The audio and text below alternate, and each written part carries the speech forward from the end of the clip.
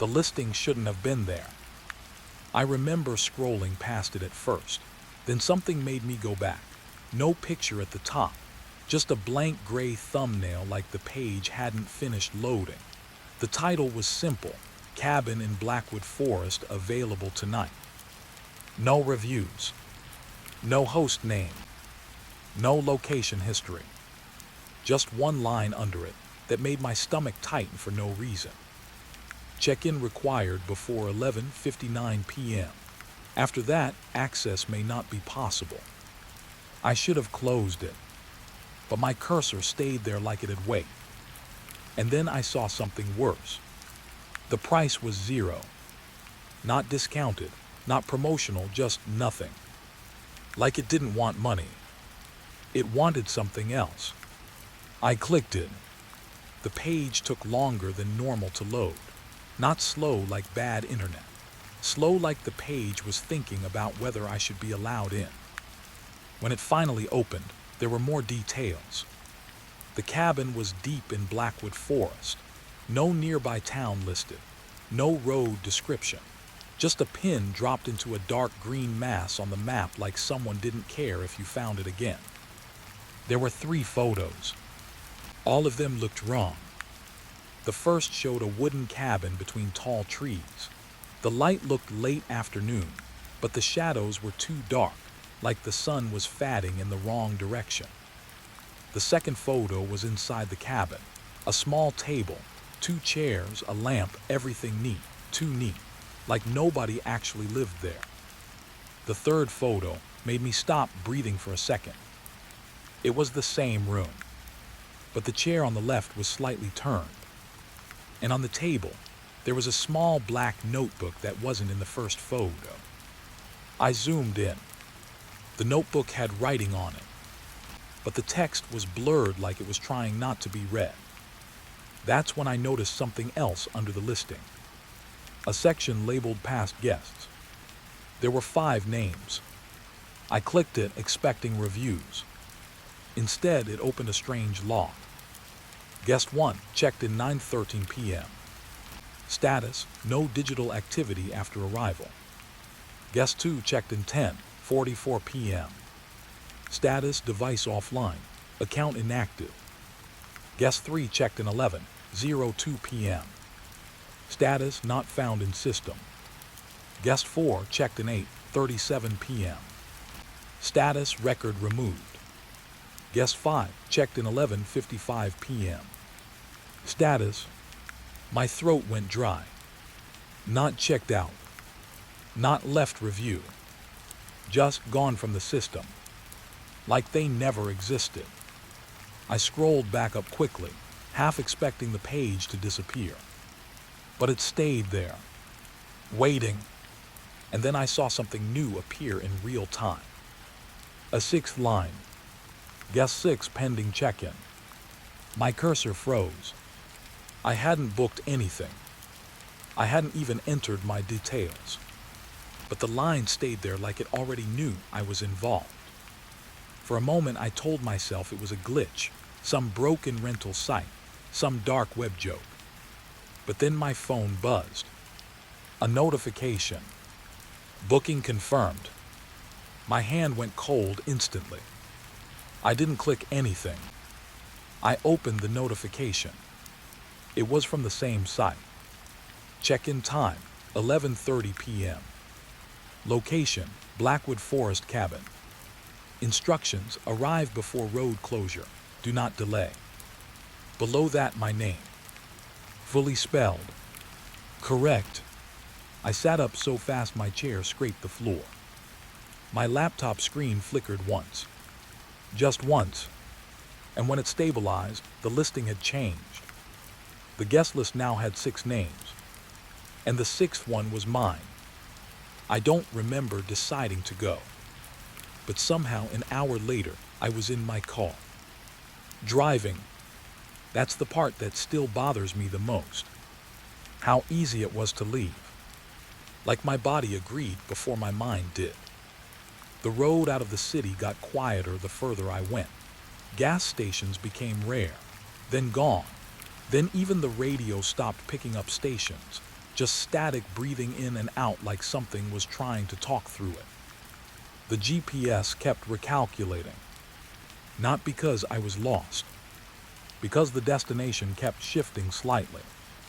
Every few minutes, the pin would move deeper into the forest, like it was stepping away from me. I remember asking myself out loud, why am I still going? But I didn't turn around. That's another thing I can't explain. Around 10:50 p.m., I reached the edge of Blackwood Forest. There was no sign, no gate, just trees. So many trees they looked stacked on top of each other, like the forest didn't want to let anything through. My headlights hit the first dirt path, and something immediately felt wrong. The road was already lit, not with lamps, with something faintly glowing in the soil itself, like the ground remembered footsteps. I parked for a second, just sat there, engine running, windows up. Everything inside the car felt too small compared to what was outside. Then I saw something between the trees. A shape, still, watching. I told myself it was a stump, but then it moved slightly. Not like walking, like leaning, as if it was trying to see if I had noticed it. My hand tightened on the steering wheel. My phone buzzed again. A message from the booking site. Proceed to cabin. Late arrivals are not accepted. I looked at the time. 11:18 p.m. I don't know why that number mattered so much, but it did. I drove in. The forest swallowed my car immediately. No turning back point. No visible road behind me anymore.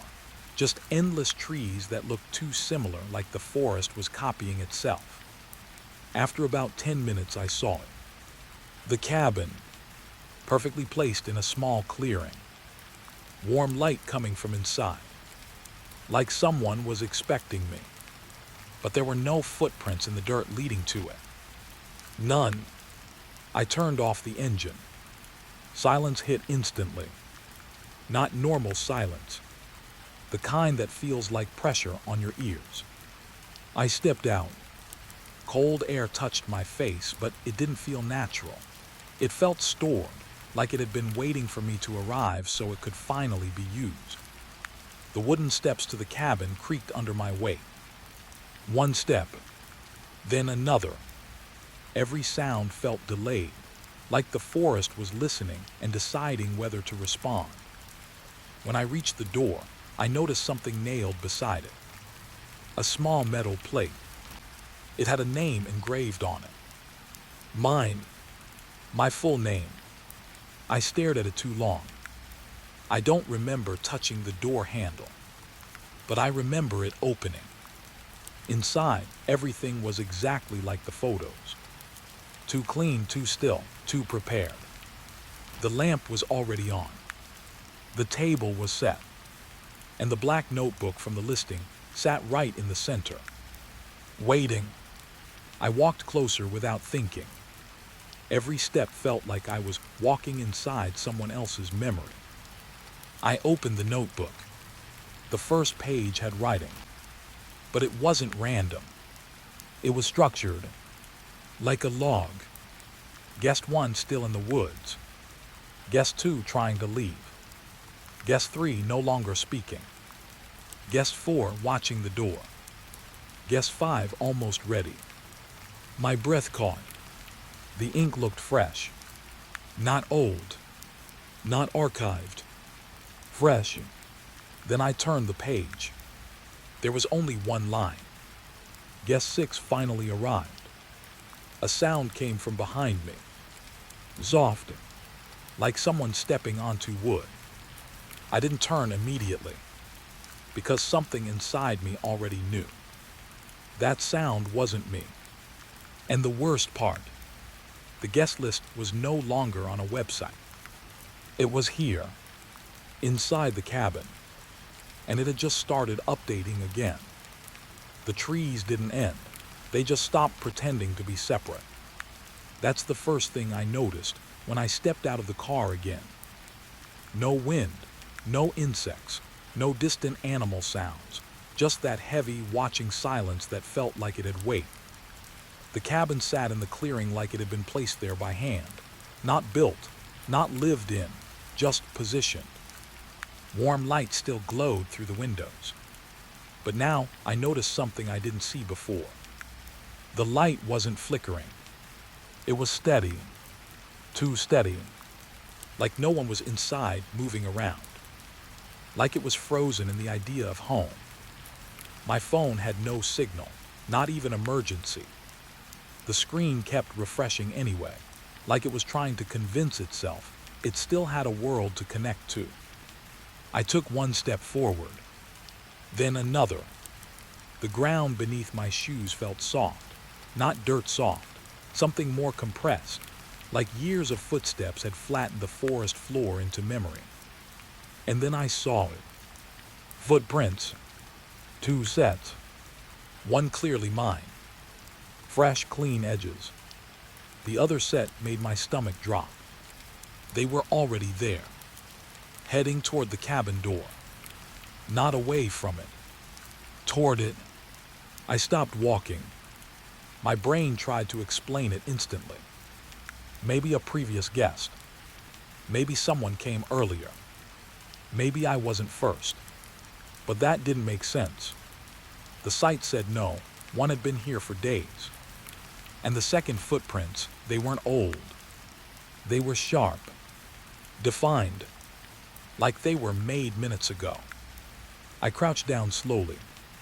My fingers hovered over one of the prints without touching it. The soil inside it looked darker, moist, like something had stepped here with weight that wasn't fully human. I looked up at the cabin again, and for a split second, I swear the porch light dimmed. Just a fraction, like the house noticed I was noticing. I stood up too fast. My breath came shallow now. Not fear exactly, more like recognition of something that shouldn't exist. I forced myself forward, step by step.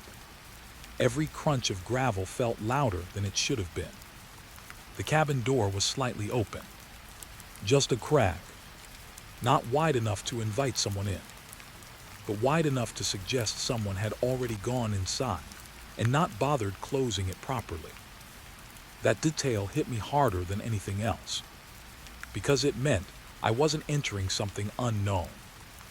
I was entering something already interrupted. I pushed the door slowly. It didn't creak. That was the first wrong thing. Old wooden doors always creak. This one moved like it had been oiled recently, like it wanted to stay quiet. Inside, everything looked exactly like the listing photos. Same table, same lamp, same chairs, same neat arrangement, like no life had ever disturbed it. But now I noticed the air. It was warmer inside, too warm for a cabin that had been empty in a cold forest. My footsteps sounded different on the wood floor, muted, almost like the cabin was absorbing them. I closed the door behind me without thinking, and the moment it shut, the silence inside became deeper. Not empty, contained, like I had just stepped inside a sealed room. I looked around slowly. Living room, kitchen corner, small hallway leading deeper. Everything was clean, but not untouched. There was a faint smell in the air. Paper, old ink, and something underneath it I couldn't name. Not rot, not smoke, something more used. Like a place that had heard too many conversations and remembered them all. My eyes went back to the table. The black notebook was gone. My stomach tightened, because I was sure it had been there in the listing photo. I took a step forward, then stopped again. Something on the floor, near the table leg. Another footprint, inside the cabin. Same shape as the ones outside. but clearer, darker, like someone had stood here and stayed still long enough for the floor to accept them. My throat went dry, because now it wasn't just someone came before me. It felt like someone never left. I followed the prints slowly. They moved across the room, not randomly, directly, purposefully, like whoever made them knew the layout already. They led toward the hallway. I hesitated at the entrance. The hallway was narrow, dark at the far end, but not fully dark. There was a faint glow from somewhere deeper inside, like another light source existed beyond the visible rooms. I stepped in. Wood creaked under my weight again, this time louder, like the cabin was adjusting to me, accepting me, or measuring me. Halfway down the hallway, I noticed something strange on the wall. Small scratches, not random marks. Lines, vertical, like tally marks, but not grouped, just scattered across the wood at different heights. Some looked fresh, others older. I ran my fingers near one without touching it, and felt a slight vibration, like the wall had tension inside it, like it was holding something back. A sound came from deeper in the cabin. Not a voice, not footsteps, something like paper shifting. Slow, deliberate, as if someone was reading. I froze instantly. My mind tried to build a logical explanation. Wind through vents, settling wood, my imagination. But none of those explain why the sound stopped when I stopped moving. Complete synchronization. I took a small step forward. The sound resumed. Same direction, same rhythm. My chest tightened. The hallway ended in a small open space. Another room, but the doorframe was missing. No actual separation, just a transition from hallway to open interior. And that's when I saw it clearly. The second set of footprints didn't stop at the hallway. They continued inside this room. And then they split, like the person had stood here, deciding something. I stepped into the room carefully. It was larger than I expected. A dining space maybe, but empty except for one thing. A chair, centered, facing away from me. The light source in here was stronger, warmer, but it didn't come from a lamp. It came from above, like the cabin ceiling itself was glowing faintly. And on the table in front of the chair, the black notebook. It was back. My breath caught, because I hadn't heard anything move. No doors, no footsteps, nothing. It was just suddenly there again, like the cabin was correcting itself. I walked closer slowly. Every instinct told me not to touch it, but my hands moved anyway. That's the part I hate remembering. The lack of resistance. I opened it. New page. Fresh ink. No smudges. Guest 6 entered main room. My heart skipped, because I hadn't written anything. I hadn't touched anything in here before this moment. The ink was still slightly raised, like it had just dried seconds ago. Then another line appeared underneath it, right in front of my eyes. Guest 6 looking at the chair. My eyes snapped up instantly. To the chair, still facing away, still unmoving. But now I noticed something I didn't before. The backrest had a faint indentation, like someone had been sitting there recently. Very recently. I stepped back without thinking. My heel hit something on the floor. A soft sound. I looked down. Another footprint. Right behind me. Inside the room. I hadn't made that one. My breathing turned uneven. The notebook felt heavier in my hands now, like it was no longer just paper, like it was actively tracking me. And then the worst part happened. The chair moved, just slightly, not turning, not dramatic, just a tiny shift forward, like whoever was sitting there had leaned in, or like it had noticed I noticed it. My mind screamed at me to run, but the cabin felt different now. The air thicker, not physically blocking me, just convincing me that movement wasn't necessary anymore.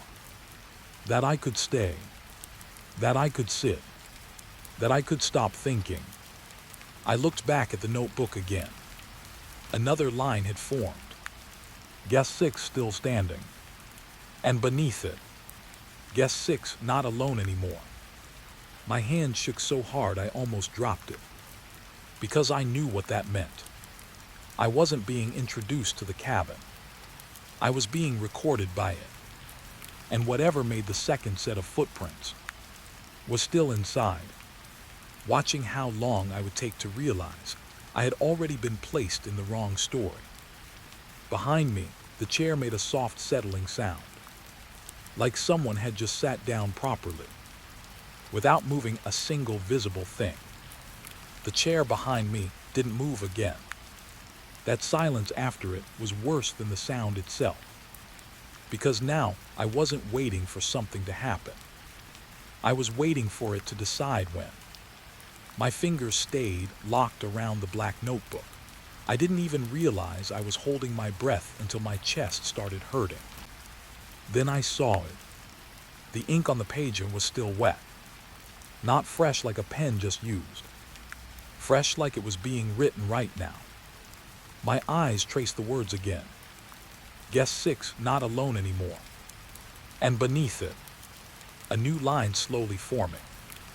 I swear I watched it happen, like the cabin was breathing through the paper. Guest 7 arriving soon. My throat tightened. There was no Guest 7. Not yet, unless the cabin already knew something I didn't. A soft sound came from the table. Wood shifting. I stepped back instantly. The notebook slid forward by itself, just a few centimeters. Not falling, not pushed, moved, like something inside it wanted a better view of me. My eyes flicked to the chair again. Still empty, but the air around it felt different now, denser, like someone had leaned forward and never leaned back. I forced myself to move, one step away from the table, then another. The hallway behind me looked longer now than it did before. That shouldn't have been possible, but the cabin didn't care what should or shouldn't exist. I walked toward the hallway anyway. Every step felt like I was leaving something behind that I shouldn't be leaving.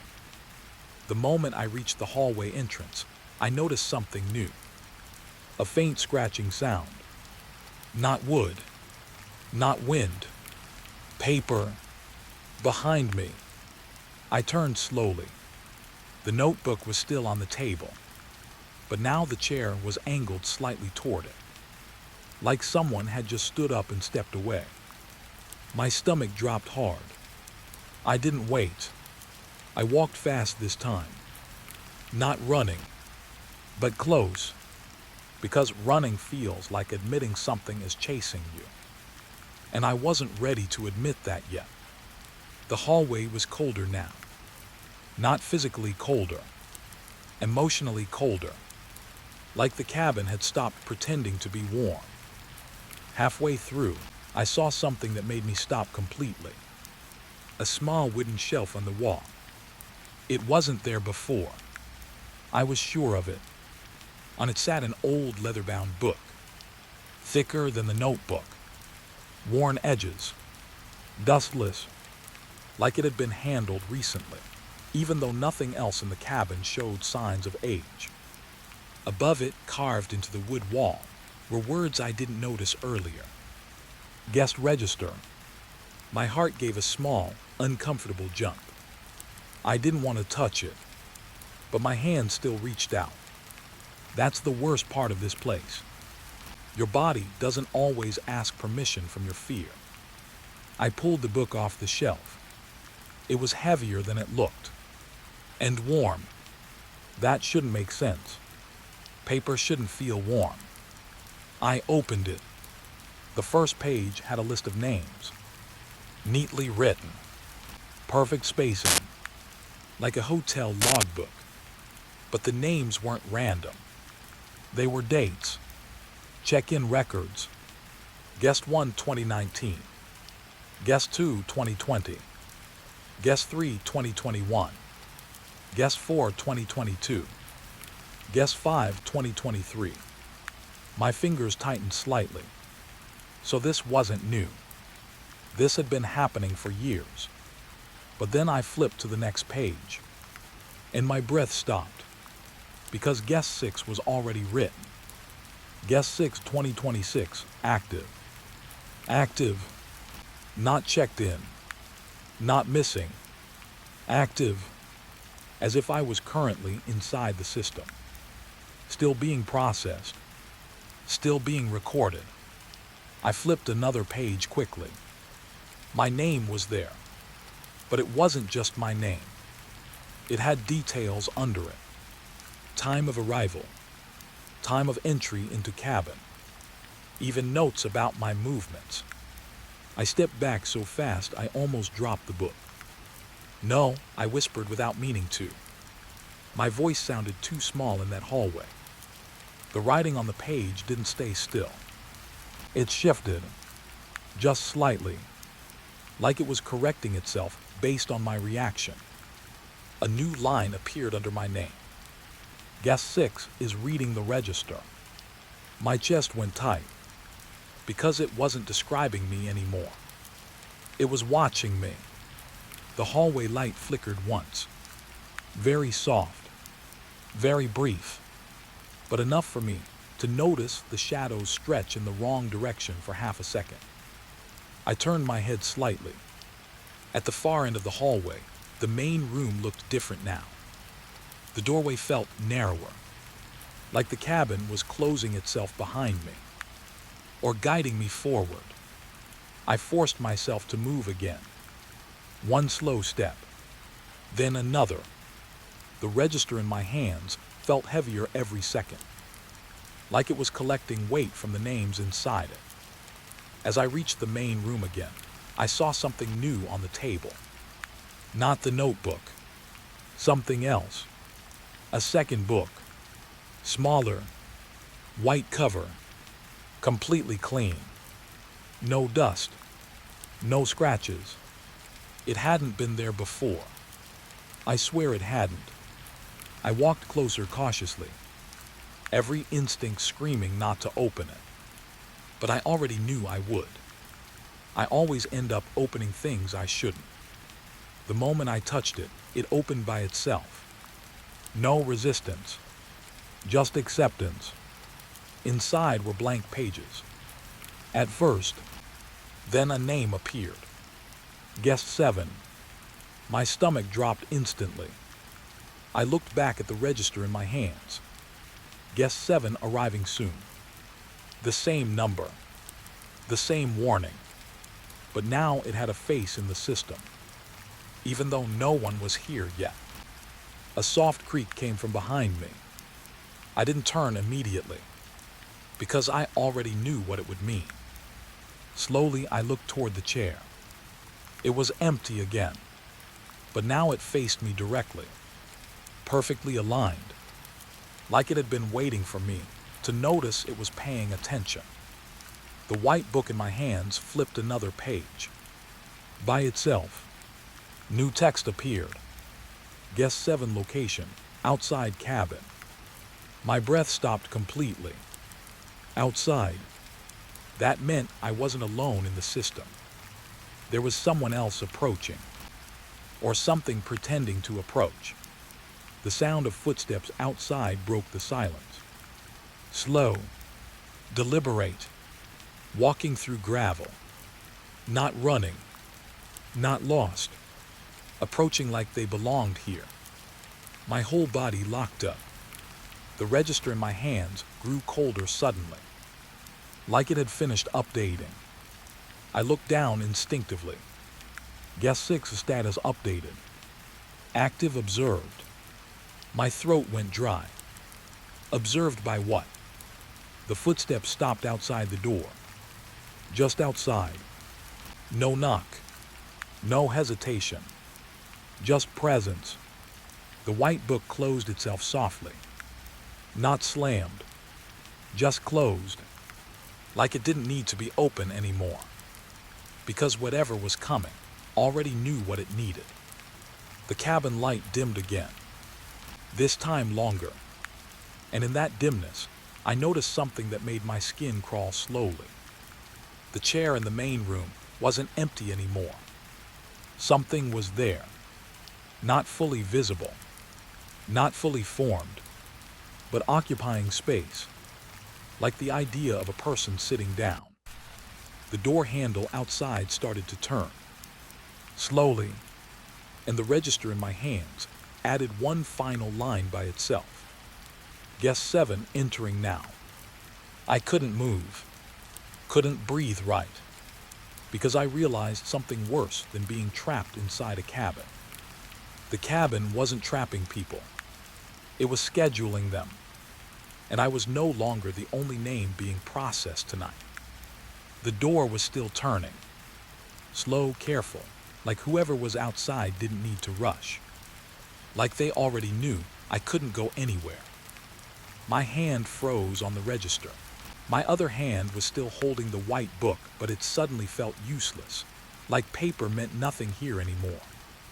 The handle stopped. Silence. Not the calm kind. The waiting kind. Then, a soft push from the outside. The door didn't open fully, just moved enough to make the crack wider. Warm air slipped in from the forest, and with it a smell. Wet soil, fresh wood, and something faintly metallic, like a tool left out in rain. I stepped back without thinking. My heel hit the chair behind me. It creaked. The sound felt too loud, too alive. And then I noticed something that made my stomach drop slowly. The chair wasn't empty anymore. Not fully, not clearly, but the shape of it had changed. Like someone had settled into it without weight, without motion, just presence. The door outside clicked softly again. The handle stopped moving, and nothing came in. That was worse, because it meant they were waiting for me to react first. I backed away from the door slowly. Every step felt like it was being measured. The cabin wasn't just watching me now. It was timing me. I turned toward the hallway, my mind screaming only one thing. Leave. Now. I moved fast. Not running yet, but close. The hallway felt longer again. It always did when I needed it to be shorter. I passed the guest register on the wall without looking at it. But I felt it, like it noticed me ignoring it. A faint scratch sound came from it. One word forming, but I didn't stop to read it. I reached the door. My hand grabbed the handle. Cold, strangely cold compared to everything else inside. I pulled it open. The forest hit me instantly. Thick air, heavy silence, no birds, no insects, just trees standing too close together, like they had moved closer overnight. I stepped out fast. One step, then another. The cabin door didn't close behind me. It stayed open, like it wanted to watch. I didn't care. I just ran. Down the path. The same path I came from. At least I thought it was the same. But something felt off immediately. The footprints I left earlier were gone. Completely erased. Like the forest had cleaned itself. I kept running anyway. Branches scraped my arms. The ground felt uneven now, softer in places, hard in others, like it was rearranging itself under me. I looked back once. The cabin was still there, standing perfectly in the clearing, watching. No smoke, no movement, just light in the windows. Waiting. I turned forward again, ran harder. The forest seemed to stretch, not physically, but distance-wise. Like every step I took moved me forward, but not away. My lungs started burning, my heart pounding. And then, I saw it. The cabin again. Exactly the same distance ahead. Same light. Same door. Same stillness. I stopped instantly. My brain refused to accept it at first. I turned around. Slowly. Behind me. Forest. No cabin. Just trees. I spun again. The cabin was there again. Same place. Same angle.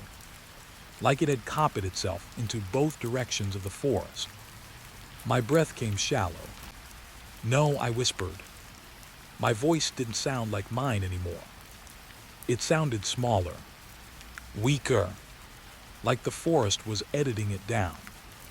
I walked forward slowly, approaching the cabin again, each step heavier than the last.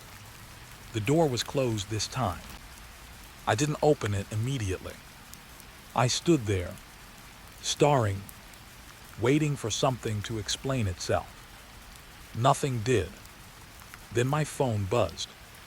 I almost dropped it. I pulled it out fast. No signal. But one notification appeared anyway. Same booking site. Same message. Checkout request received. My chest tightened instantly. I hadn't requested anything. Below it was a button. Confirm exit. My finger hovered over it. Because for the first time since I got here, something looked normal. A way out. A system. A logic. I pressed it. The screen flickered. Then changed. Processing. My heart started pounding harder. I looked around while it loaded. The forest didn't move, but it felt like it was holding its breath, waiting for something to finish. The cabin door creaked slightly, not opening, just reacting. Then the phone vibrated again. Denied. My throat went dry instantly. Below it, a message appeared. You are currently checked in. My hands started shaking.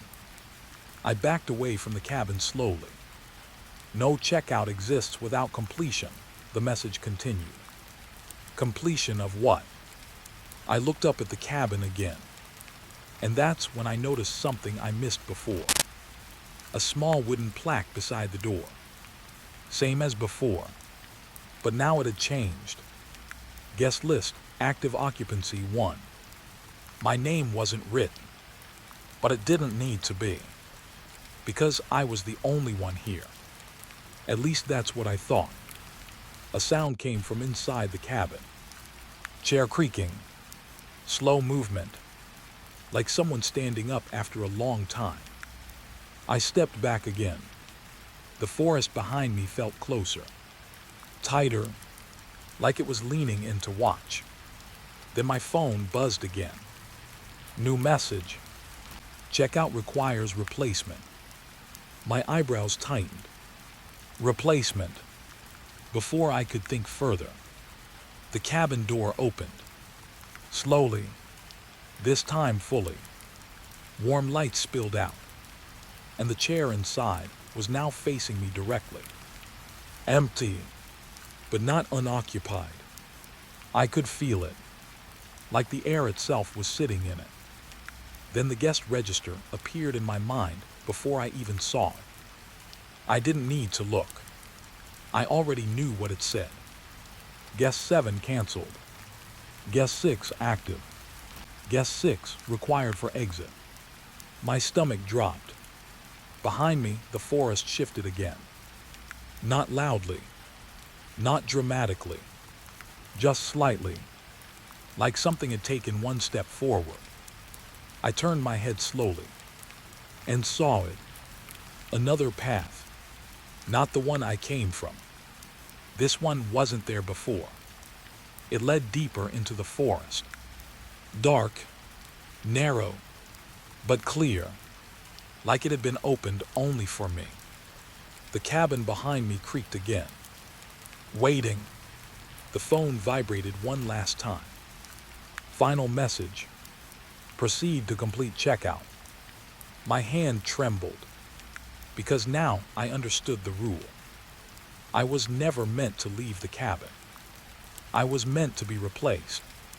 And somewhere in that forest, Guest 7 was still coming. The recorder was still running when they found it. That was the first thing that made my hands go cold. Not broken, not dead, still recording.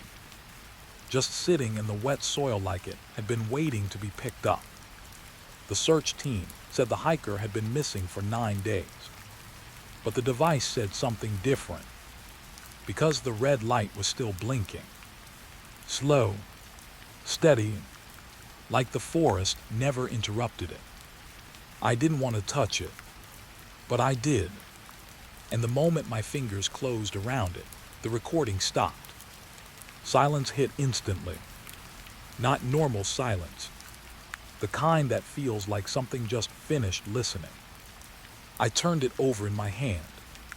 Scratches on the casing, mud in the speaker holes, and a small label on the back.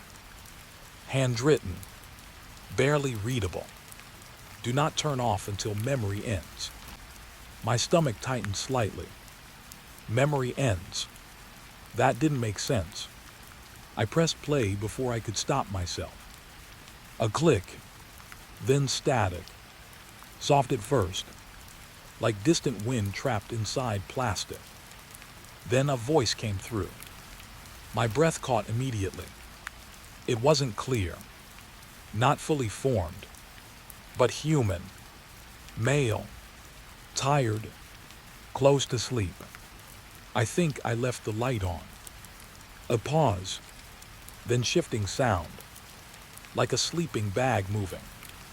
The forest around me felt quieter as I listened, like it wanted to hear too. The voice came back.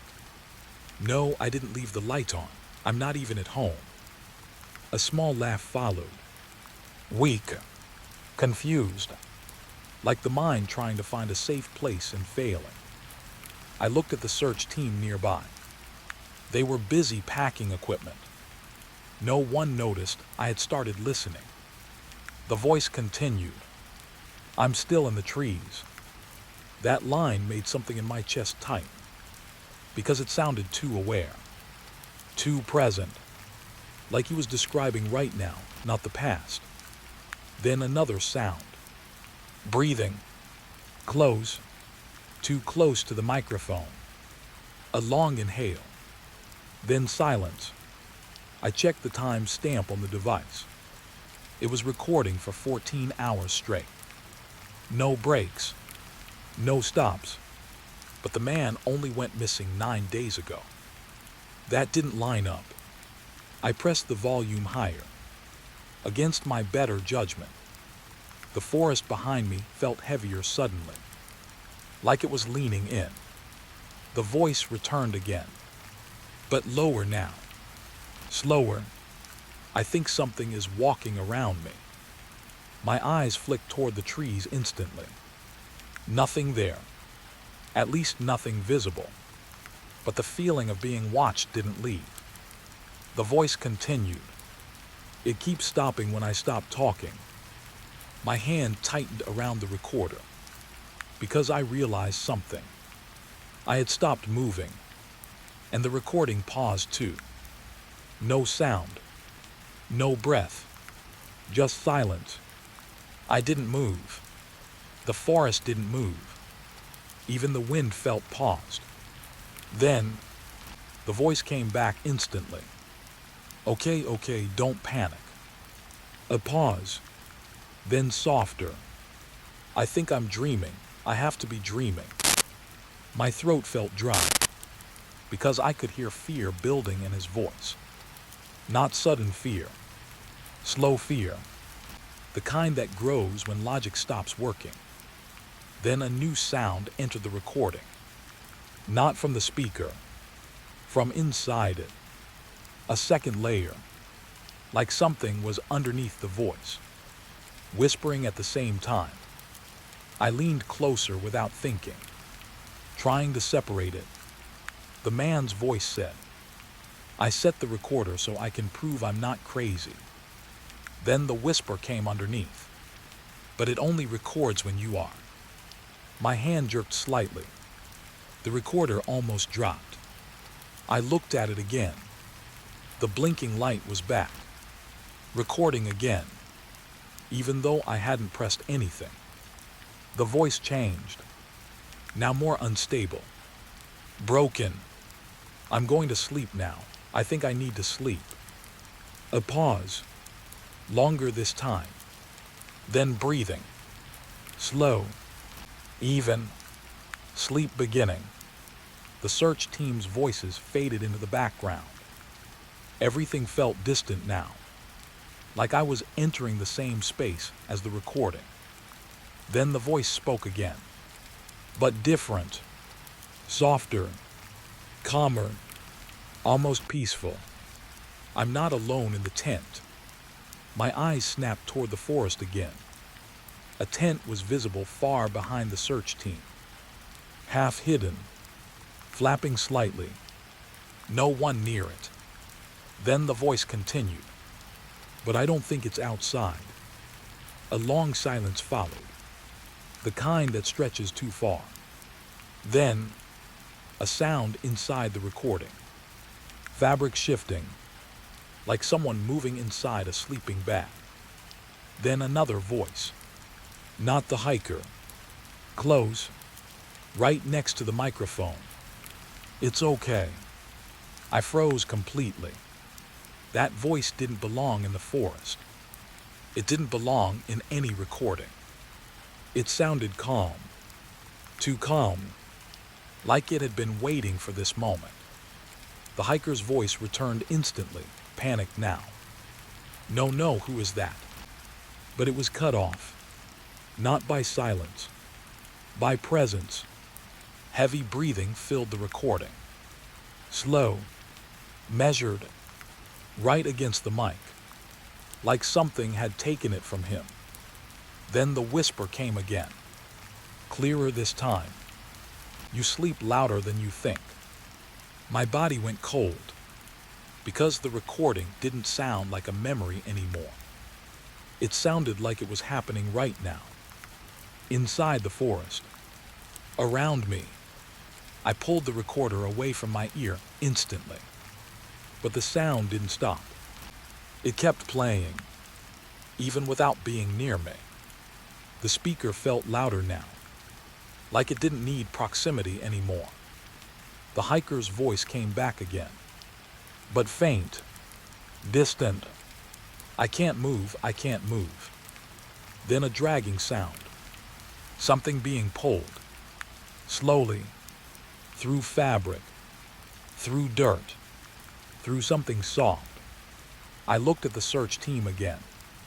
None of them reacted. They didn't hear it. Only I did.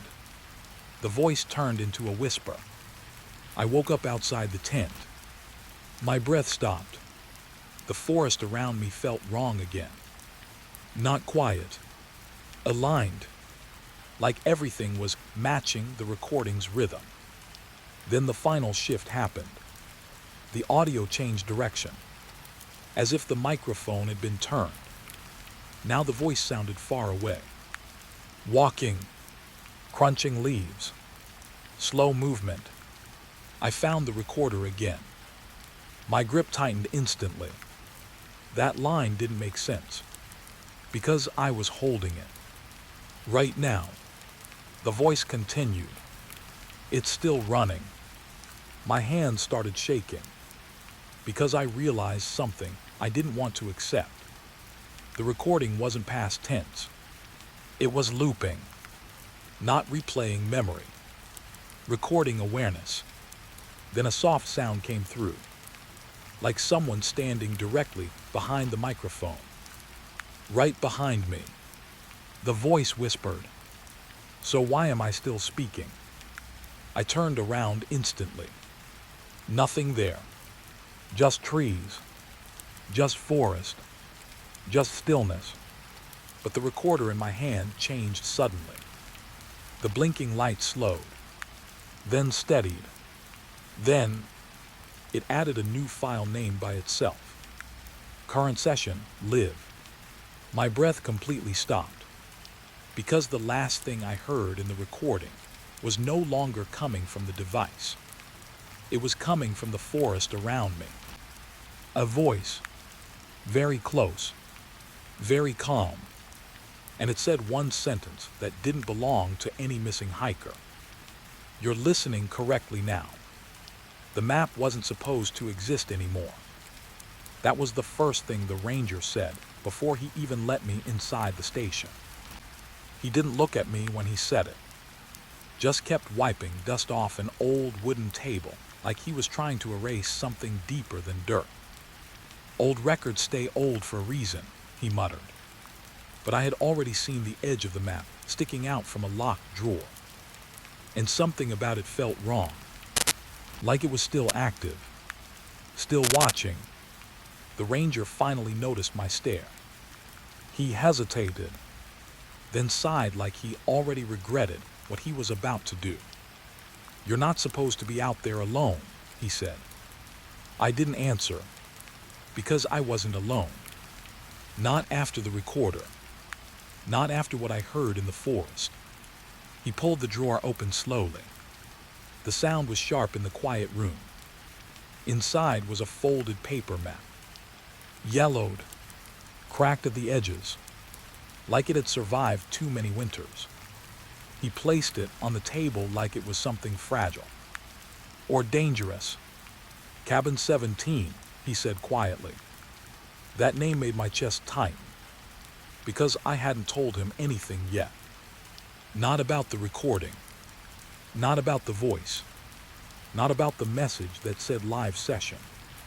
He saw my confusion and shook his head. "We don't talk about it anymore," he added. Then he unfolded the map.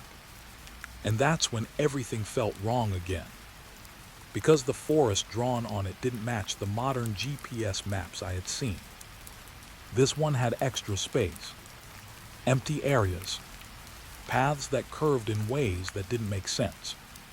And in the middle of it all, a mark, small, faint, barely visible. 17. My eyes locked onto it instantly. "It's not on current maps," I said. The ranger gave a short laugh. No humor in it, just exhaustion. It stopped existing after the third patrol team went in. That sentence hung in the air, heavy. I leaned closer. The map had notes scribbled in pencil, old handwriting, some faded beyond reading. But one line was clear: "Do not mark cabin 17 on updated records." My fingers moved closer without thinking. The ranger grabbed my wrist suddenly. Vast, hard. His grip surprised me. "Don't trace it," he said. His voice dropped lower, like even the building might be listening. I looked at him. His face had changed. Not fear. Something worse. Memory. Like he had seen something that never fully left him. "You start following it," he said slowly, "and it starts following you back." My throat felt dry, but I still asked, "What happened there?" He didn't answer right away. Instead, he turned the map slightly and pointed at a section of forest I had passed before. The same forest, but on this map, there were no straight lines, no exits, Just loops, circles, like the forest kept folding into itself. Cabin 17 isn't a place, he said. It's a condition. That word made my stomach tighten. Condition. Like illness. Like system error. Like something inside reality that didn't function correctly.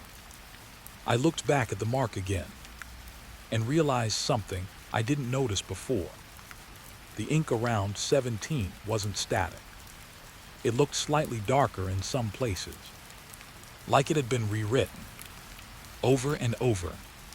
I stepped back slightly. The ranger noticed. He exhaled slowly, then said something that didn't help at all. Every map that removes it still ends up drawing it back. I frowned. That doesn't make sense. He nodded. I know. Silence filled the room. Outside the ranger station, wind moved through trees. But even that sounded distant, muted, like the forest was separated from us on purpose. I looked at the map again, and something new appeared. A faint line, not drawn by hand. Too smooth, too clean. It wasn't there before. I swear it was. It connected the ranger station to the deeper forest. Directly, like a path being formed in real time. My breath slowed. Do you see that? I asked. The ranger didn't respond immediately. He was already staring at it. His face had gone pale. No, he said quietly. That wasn't there yesterday. My heart started beating faster. Yesterday. So it changes. The map changes. Or something inside it does. The ranger suddenly folded it halfway. Quick movement. Almost protective. You're not going out there, he said. But it didn't sound like an order. It sounded like a warning he already knew I would ignore. Because something inside me already had. Something connected to that recording. To the voice that said I was listening correctly. I looked at the ranger. Has anyone ever returned from cabin 17? He didn't answer right away. That silence told me enough. But he still spoke. Eventually. Not fully. My stomach dropped slightly. Not fully. He nodded once. Some come back walking, he said. Some come back talking. He paused, then added something worse. And some come back mapped. I didn't understand that, but I felt it anyway. Like the meaning was already inside my head, but refusing to form properly. The ranger walked to a cabinet and opened it. Inside were more maps. Stacked. Neatly. Too neatly. Like they were organized by something that didn't want chaos. He pulled one out, placed it beside the first map, and my breath caught, because it was the same forest. But cabin 17 was drawn slightly closer now. Not in location, in attention, like it was leaning toward us. Every time someone listens to it, he said, it moves a little closer. My fingers tightened. Listens to what? The ranger hesitated, then said the word like he hated it. The recording. My skin went cold. So it wasn't just the recorder. It was part of something larger. Something that spread through information, through attention, through awareness. The ranger looked at me again, and this time his voice softened. You heard it, didn't you? I didn't answer. I didn't need to. He already knew. He nodded slowly like he expected it. Then you're already on the map. My throat tightened instantly. I looked down at the map again. And for a moment, just a moment, I saw it. A faint outline, like a second layer under the paper. Something moving. Not physically, conceptually, like the forest was printed underneath reality itself. Then my phone buzzed. I froze instantly. I pulled it out. No signal, but one message appeared anyway. Same system, same tone. Check-in update. Cabin 17 proximity detected. My blood went cold. The ranger saw my face change. He didn't ask. He just nodded slowly. Yeah, he said. That's what it does when it notices you've seen it. Outside the station, the wind stopped. Completely. Not fading. Stopping. Like someone turned off the world for a second. Then, a soft knock came from the front door. The ranger didn't move. Neither did I. Another knock. Slower. More deliberate. He whispered without looking at me. Don't open it. The knock came again. But this time, it didn't come from the door. It came from the map on the table. A soft tap. From inside the paper. My breath stopped completely. The ranger stepped back slowly. And for the first time, I saw fear in his eyes. Real fear. Not memory. Not warning. But now, the map shifted slightly, and one new line appeared in faint ink. Cabin 17, listening. The room felt smaller instantly, like the walls had moved closer. And I realized something I didn't want to accept. We weren't looking at the map anymore. The map was looking at us, and somewhere in the forest outside, something had just learned where I was standing. The footage wasn't supposed to exist. That was the first thing I said when they showed it to me. But the ranger didn't answer. He just turned the small monitor toward me and pressed play. And I saw myself walking into the forest at 2:17 a.m. My stomach dropped instantly because I remember being in the cabin that night. I remember sitting by the table. I remember the silence, but I don't remember leaving. The camera angle was from the ranger station's old security feed. Grainy, black and white, night vision flickering slightly like the forest couldn't stay still in one frame. And there I was, walking out of the cabin door. Slow, controlled, not like sleepwalking, like I had somewhere to be. My throat went dry. That's not me, I said instantly. But even as I said it, I hated how unsure it sounded. The ranger didn't look at me. He just said quietly, "It is." I leaned closer to the screen. My own body moved through the trees in the footage. No flashlight. No hesitation. Just straight into the dark like I already knew the path. My footsteps didn't look random. They looked familiar. Like the forest was not new to me. Like I had done this before. A cold feeling spread in my chest. Because I realized something worse. I wasn't looking at a mistake. I was looking at a pattern.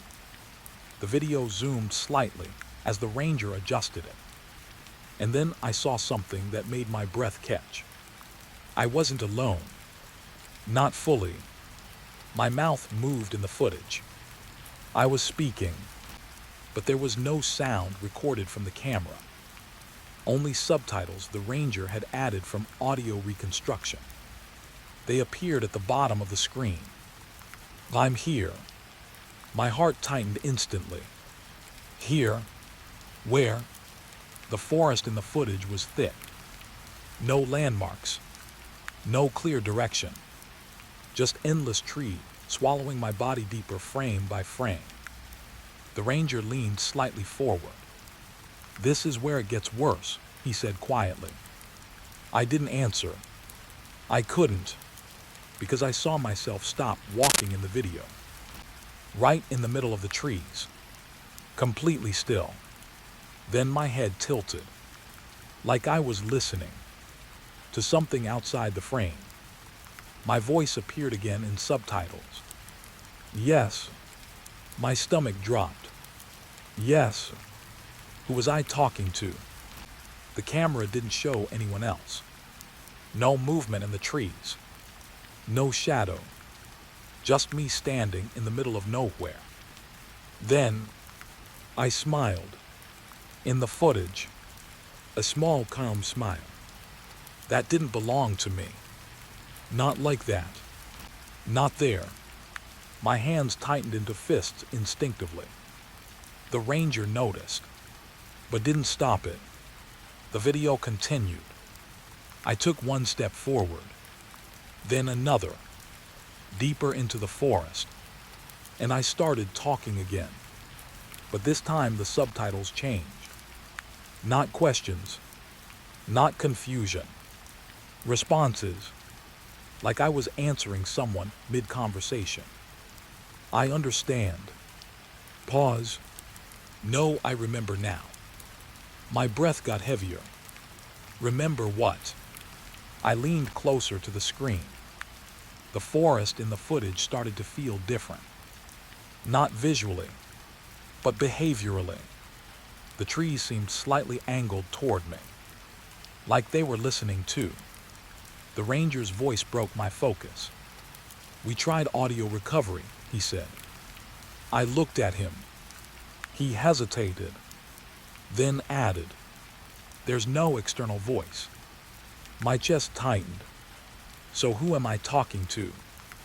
He didn't answer. That silence said everything. The video continued. My body in the footage stopped again. This time I was closer to something. A darker section of forest. Thicker trees. Almost like a wall. And I spoke again. But the subtitles changed completely. You were quiet tonight. My blood went cold. That wasn't directed at me. That was directed at something else. Something I couldn't see. I leaned forward so hard my hands touched the edge of the table. What is that? I whispered. The ranger finally looked at me, and his face was pale now. Not fear. Recognition. Like he had seen this too many times. Watch the tree line, he said. I turned back to the screen immediately. And that's when I saw it. Something in the forest line shifted. Not a person. Not an animal. Just a gap. A space where the darkness was slightly deeper than everything else. My body in the footage turned toward it. Slowly, like greeting an old presence. And I spoke again. I brought it. My stomach dropped instantly. Brought what? The ranger's voice got lower. We stopped at once, he said. But it still remembers you. I turned to him fast. What remembers me? He didn't answer.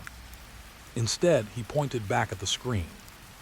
My body in the footage took another step forward, into the deeper darkness. And then I heard it. Not from the video. From the speaker. A soft crackle, like something breathing through broken audio. Then, a voice. Not mine. Not the ranger. But clear enough to understand.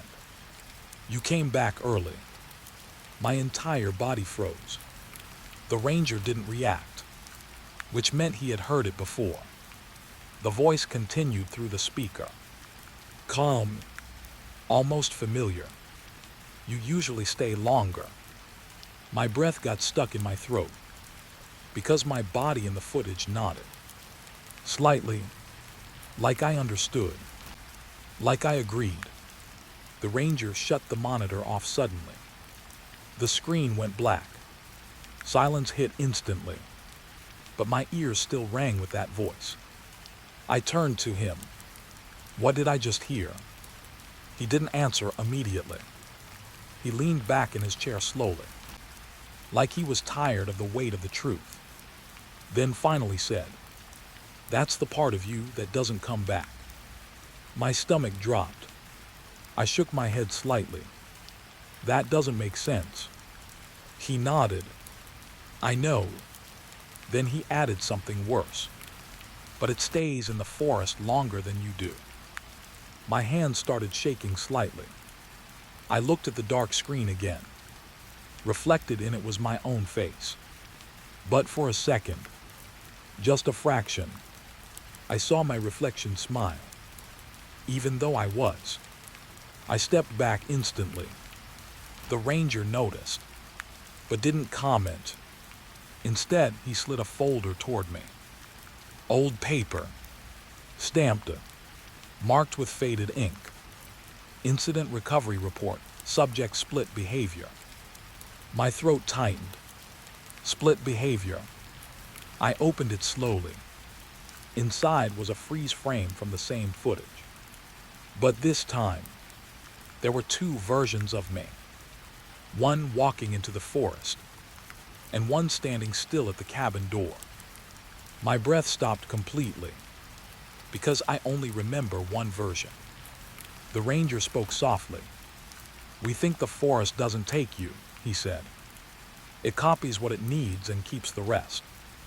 I looked at him. My voice barely came out. And what does it keep? He paused, then said quietly, the part that already agreed to stay. Outside the window, the forest was still. Too still. Like it was waiting for the next version of me to step out again. And somewhere in that silence, I swear I heard my own voice again. Not in memory, not in the recording, but outside, whispering, I'm still here. The recorder started playing before I even touched it. That alone made my chest tighten, because I had left it on the table. I was sure of it, but now it was sitting in my hand again. Warm, like it had been held recently by someone else. The ranger didn't stop me this time. He just watched, quiet, tired in a way that felt older than the forest outside. Don't try to make sense of it too fast, he said softly. But it was already too late. The playback had started. Static first, then breathing. Close, too close, like someone was sitting right next to me, leaning into the microphone. I swallowed hard and turned the volume down slightly. But the sound didn't change. It adjusted, like it knew. Then the hiker's voice came through. Faint, broken. I can hear it again. My stomach tightened instantly. That same voice from before. The missing man. But this time it didn't sound like memory. It sounded current. Like he was still somewhere inside the recording. Still aware. Still speaking. I glanced at the ranger. He didn't react, which meant he had already heard this version. Already accepted it. The audio continued. Slow footsteps through leaves. Then silence. Then the hiker again. It's closer now. My grip tightened around the recorder, because I realized something strange. There was no background noise in the recording. No wind. No insects. Just voice and space. Like the forest itself wasn't recorded. Only what mattered. Then, a shift. The sound changed direction, as if the microphone had turned slightly. The hiker's breathing got louder. Too loud. Right against the device. I think it knows I'm listening back. My throat went dry. Listening back. That phrase didn't belong, because this wasn't a phone call. It was a recording. But somehow, the man inside it was responding to playback. The ranger stepped closer, finally speaking. Watch the waveform, he said quietly. I didn't understand at first. Then he pointed to the small screen on the device. I looked. The audio lines were not stable. They were reacting. Every time I moved the recorder slightly, the pattern shifted, like it was tracking awareness, like it knew I was observing it. My chest tightened. "No," I whispered. "That's not possible." The ranger didn't argue. He just said, "It is when it learns you're listening." The audio suddenly cut. Complete silence. Then, a new sound. Not from the recording, from inside it. A second layer, like something had been added under the original file. A breath, slow, controlled, too close. I froze instantly, because I knew that kind of breath. Human, right next to the microphone. But there was no one near me. The ranger stood across the room, still, watching. The breath continued. Then the hiker's voice returned. But now it was different. Thinner, unstable. I turned it off. My eyebrows tightened slightly. That didn't match what I had seen before. The recorder had never been turned off. Then the voice corrected itself. "No, I thought I turned it off." A pause, then softer. "But it's still here." My stomach dropped slightly, because the sound of breathing underneath got closer, more present, like it was pressing against the surface of the audio. The ranger suddenly stepped back one step. Small movement, but enough for me to notice. That's when I knew. He wasn't just listening. He was waiting for something. The hiker spoke again. "If you're hearing this..." The sentence broke. Static flooded in for half a second, then cleared. "Don't reply." My breath caught. Reply? To what? I looked at the recorder instinctively. My thumb was hovering near the stop button, but I hadn't touched it yet. Still, the audio continued as if I had. The hiker's voice got weaker, more distant. "It only continues if you acknowledge it." My throat tightened instantly. Acknowledge it. That word hit harder than it should have, because I realized something subtle. Every time I focused more on the sound, it became clearer, more detailed, more real. The ranger spoke quietly. "You feel it, don't you?" I didn't answer, because I did. The room felt slightly different now. Not physically, perceptually, like the sound was pulling attention into itself. The forest outside the window felt quieter than before, as if it was aligning with the recording. The audio shifted again. New sound. Footsteps, but not the hiker. Different rhythm. Slower. Deliberate. The hiker spoke quickly now. Panicked. "No, no, no, don't come closer." Then the second voice entered. Not loud. Not aggressive. Just present. "You left it running." My blood went cold instantly, because that voice didn't sound recorded. It sounded immediate, like it was standing right beside the microphone.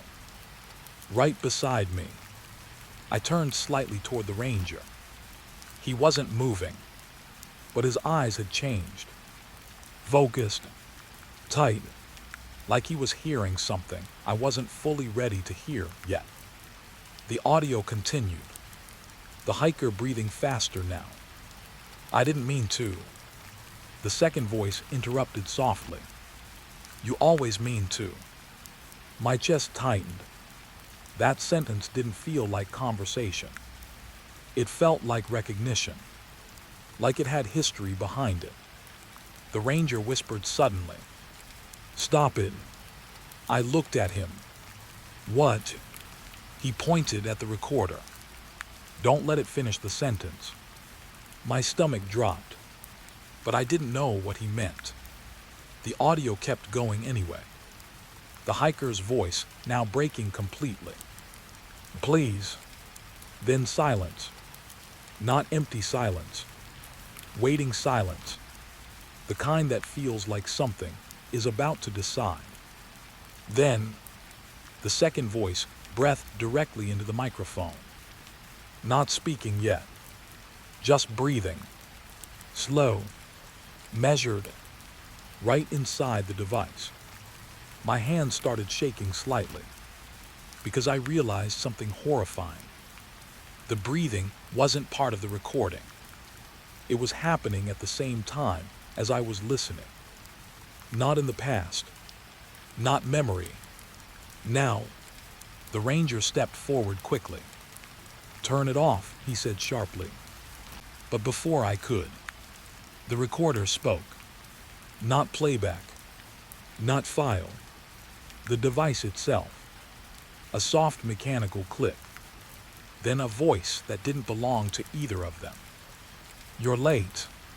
My entire body froze. The ranger stepped back instantly. That was the first time I saw him lose control. The recorder's screen flickered, then showed a new message. Live session active. My throat tightened instantly. The breathing from the speaker stopped. For half a second. Then, it came from behind me. I turned instantly. Nothing there. Just the ranger. Just the room. But the feeling didn't leave. The ranger spoke quietly. It's not playback anymore. I swallowed hard. What is it then? He hesitated, then said something I didn't fully understand at first. Synchronization. The recorder vibrated slightly in my hand, like something inside it was aligning with something outside it. Then the hiker's voice returned one last time. But this time, it sounded calm. Too calm. You're holding it wrong. My fingers loosened slightly without thinking. The ranger shouted, "Don't listen to it." But it was too late, because I had already heard it, already processed it. And the moment I did, the breathing from the forest outside the window matched the breathing inside the recorder. Perfectly. In sync. The same rhythm. The same presence. The ranger stepped closer again, but slower now. Careful, like he was approaching something fragile or dangerous. The recorder's screen flickered one last time, then displayed a final line. User confirmed. My heart dropped instantly, because I understood. It wasn't recording anymore.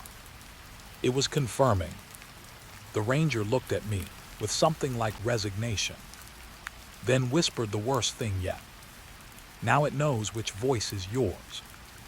And outside the window, the forest breathed back. The floor wasn't supposed to be hollow. That was the first sound that stopped everything. Not a crack, not a break, just a drop. Like the wood gave up for half a second under our weight. The contractor stepped back instantly, looked down at the floorboards like they had just betrayed him. "Did you hear that?" he asked. But I already knew the answer, because I had been hearing it since morning. That soft, empty sound under the cabin, like something breathing through wood. I stood still while the others moved around me. Tools scraping, boards shifting, dust floating in weak sunlight. But my attention stayed locked on that one spot, near the old kitchen corner, where the floor felt wrong, not broken, hidden. The contractor knelt down and tapped the wood again. Slow, careful, then paused. His face changed slightly. "That's not normal support spacing," he muttered. My stomach tightened. "What does that mean?" He didn't answer immediately. Instead, he pressed harder. The wood gave a deeper hollow sound. This time, it wasn't just empty. It felt layered, like something beneath something else. He stood up slowly. "We're not on original flooring," he said. I frowned. "It's a cabin. Everything is original." He shook his head. "No, this was built over something."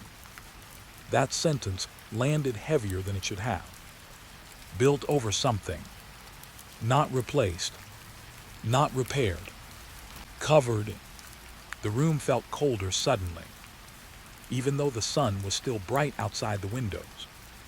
The contractor called for a pry bar. One of the workers handed it over without speaking, like everyone already felt the shift, like the cabin had changed tone.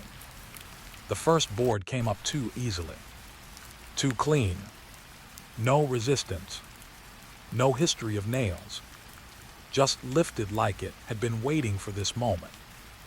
And underneath, dirt, not construction dirt, old dirt, compressed, darkened, packed too tightly for something that should be under a modern cabin. I stepped closer without thinking. The contractor didn't stop me. He was staring at the exposed space like he was trying to calculate something that didn't add up.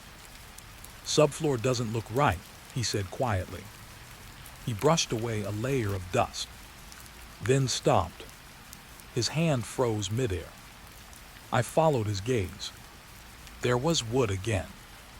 Another layer. Below the first. My throat tightened. "That's not possible," I said. He didn't respond. Just started pulling more boards carefully now. Slower. Controlled. Like he was afraid the structure would notice him. Each layer we removed revealed another. And another. Like the floor had depth that made no architectural sense. 3 layers in, someone stopped speaking completely. 4 layers in, even the tools went quiet between strikes. At 5 layers, we found metal, old iron nails, rusting in a pattern that wasn't random. Not construction pattern either. Something more deliberate. Like marking. The contractor stepped back again. "Who built this?" I asked quietly. He didn't look at me. "That's the problem," he said. "No one should have." The room felt smaller now, like the walls had shifted inward while we weren't paying attention. He knelt again and scraped carefully around the metal. That's when we saw it. A seam. Not natural. Not erosion. A line where wood stopped behaving like wood. And something beneath it began. The contractor's voice dropped. "There's a second foundation." My chest tightened instantly. "Below the cabin." He nodded once. "And it wasn't built with it." A silence followed. Heavy. Uncomfortable. The kind that makes even breathing feel like noise. Then he reached for a flashlight and shined it down through the gap. The light went deeper than it should have. Much deeper. No soil. No rock. Just space. Dark space that swallowed light like it was expected. I stepped closer slowly. My heart started beating faster without permission. "What is that?" I whispered. The contractor didn't answer right away. Then softly, "I think this cabin was placed on top of something sealed." A pause. Then worse. Not buried, contained. The word hit wrong. Contained. Like it was intentional. Like someone didn't want it to leave. The flashlight flickered slightly. And for half a second, I saw movement down there. Not clear. Not defined. Just suggestion. Like something turned away from the light. I stepped back instantly. "Tell me that was dust," I said. No one laughed. No one even reacted. The contractor slowly stood up. "I need to open it more," he said. My stomach dropped. "Are you insane?" He didn't answer, just pulled another board. And this time, the sound changed. Not hollow, not wood, something softer underneath, like fabric or skin. My breath caught instantly at the thought. No, that wasn't possible. The worker beside him stepped back. "I'm not doing this," he muttered. But no one stopped him either, because curiosity had already taken over fear. That's how it always starts.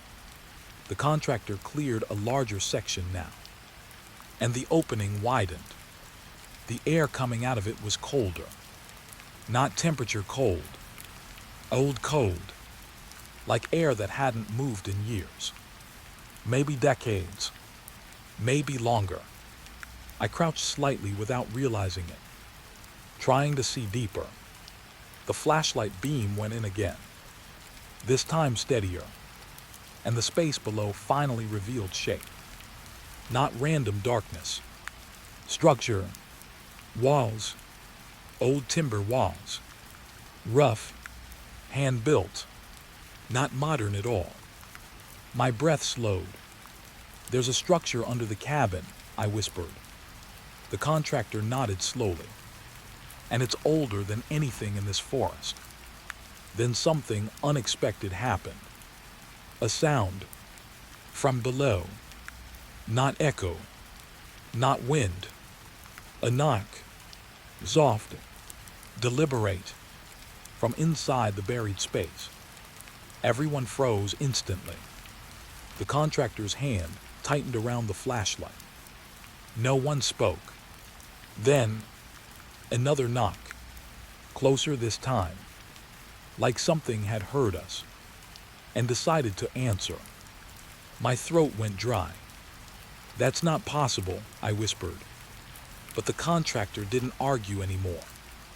He just stared into the opening and said something I will never forget. "It knows we opened it." The flashlight flickered again, and for 1 second, just one, the beam caught something moving in the darkness below. Not a shape, not fully, but awareness, like something had turned its attention upward, directly at us. The air in the room shifted instantly. Every sound outside the cabin felt distant now, like the world had stepped back. The contractor slowly lowered the flashlight and whispered, "We should close it." But none of us moved to do it, because something had already changed. The floor was no longer just a floor. It was a lid, and underneath it, something had started listening back. The blueprint didn't make sense the moment I saw it. I remember that clearly, because it wasn't just wrong. It was added. Someone had drawn a basement under the cabin, but I had been inside that building for 2 days already. There was no basement door, no stairs, no hatch, nothing. Yet the paper on the table showed it like it had always been there. The contractor noticed my silence first. He leaned over the blueprint, squinting, then frowned. "This version is updated," he said. I shook my head slowly. "That's not possible. We didn't submit any updates." He tapped the lower corner of the drawing, then explained this. My eyes followed his finger. A label, faded ink, handwritten, basement access restricted. My stomach tightened instantly. "There is no basement," I said. He didn't answer right away, just kept staring at the line, like it was staring back. The room felt colder than before. Not temperature, pressure, like something had been added to the space without permission. The contractor finally spoke. "I want to check under the floor again." My chest tightened. "We already checked," I said quickly. "Whatever is under there is sealed." He shook his head. "No, we only saw the top layer." That sentence hit wrong. because it meant something I didn't want to accept. That there was more. Always more. We went back to the same room. The floorboards we had opened earlier were still exposed, dark gaps staring up like empty eyes. The air above them felt heavier now, like it had changed while we weren't looking. The contractor crouched down again, ran his hand along the edge of the opening, then stopped. His fingers paused on something. Wood, but different wood. He frowned. "This isn't the same structure," he muttered. I stepped closer slowly. "What do you mean?" He tapped it again. "This is newer." My stomach dropped slightly. Newer, under older. That made no sense at all. He started prying carefully again. The sound of wood shifting filled the room. Slow, uneven, like the cabin was resisting, like it didn't want to reveal what was underneath itself. After a few minutes, a second layer opened, and then something worse happened. We saw stairs. My breath stopped instantly, because there was no entry point for stairs, no construction plan for them, no space for them. But there they were, descending into darkness, perfectly aligned, too clean, too intentional.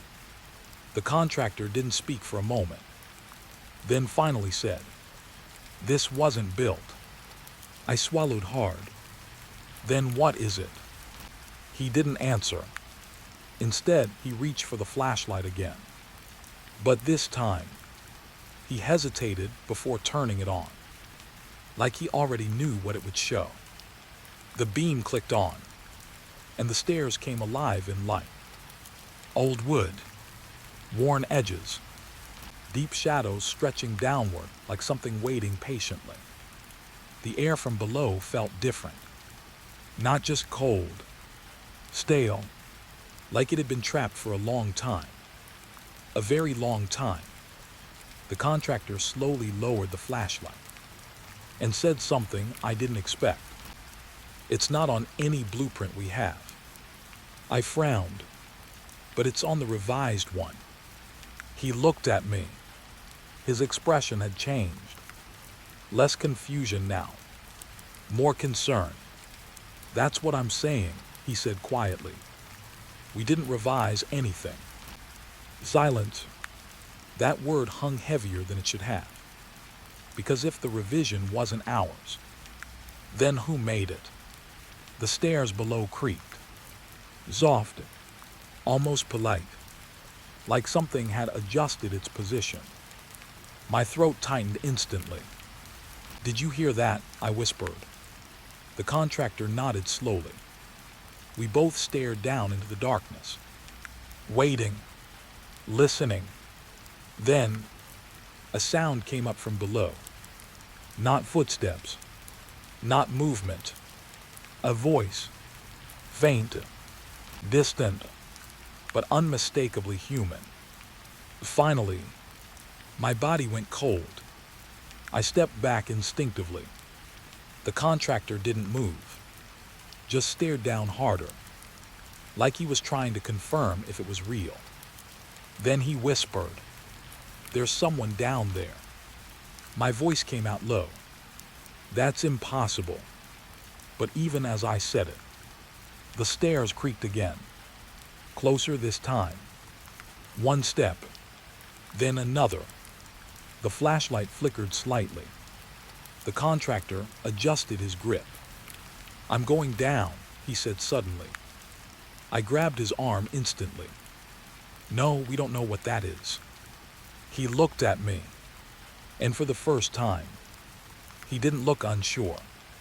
He looked decided. "If there's a space under this cabin that wasn't on any plan," he said quietly, "then it means something has been living under all our work." My chest tightened. "That doesn't mean we go find it." He shook his head. "It already knows we're here." That sentence hit harder than anything else, because deep down I felt it too. Like the stairs weren't just revealed, they were noticed. The contractor stepped forward slowly, one foot onto the first step. The wood didn't break, didn't creak. It accepted him, like it recognized weight it had been expecting. My breathing got shallow. "Wait," I said quietly. But he didn't stop. Second step. Third. The flashlight beam moved downward with him, and the darkness swallowed it in pieces. I followed reluctantly, not because I wanted to, because I couldn't stay behind. Every instinct screamed not to go down. But something else, something quieter, kept pulling me forward. We descended slowly, step by step. The air grew heavier with each level, like the cabin above was becoming distant, unreal. After maybe 10 steps, the structure changed. The wood walls gave way to stone. Old stone, wet in places, like it had been sealed underground for longer than the cabin had existed. The contractor stopped suddenly. I bumped into him. "What is it?" I whispered. He raised the flashlight slightly, and that's when we saw it. A door. Metal. Thick. No handle. Just a circular, locking mechanism in the center. Old. Rust-covered, but intact. The contractor whispered, "This is not construction grade." My throat tightened. "Then what is it?" He didn't answer, because the door was already making a sound. A faint vibration, like something behind it was aware of us standing there. The flashlight flickered again, and in that brief darkness, I heard it. Breathing. Not ours. Not outside. From behind the door. Slow. Measured. Patient. The contractor stepped closer and pressed his hand against the metal. The moment he touched it, the breathing stopped. Instantly. Total silence. We both froze. The room felt suspended, like even the air was waiting to see what we would do next. Then, a soft sound came from the other side. Not a knock. A tap, like something acknowledging contact. My chest tightened instantly. The contractor stepped back slowly and whispered, "It reacts." I swallowed hard. Maybe we should leave. But before he could respond, the door made a sound. A locking sound. Metal shifting from inside. The circular mechanism turned slightly on its own.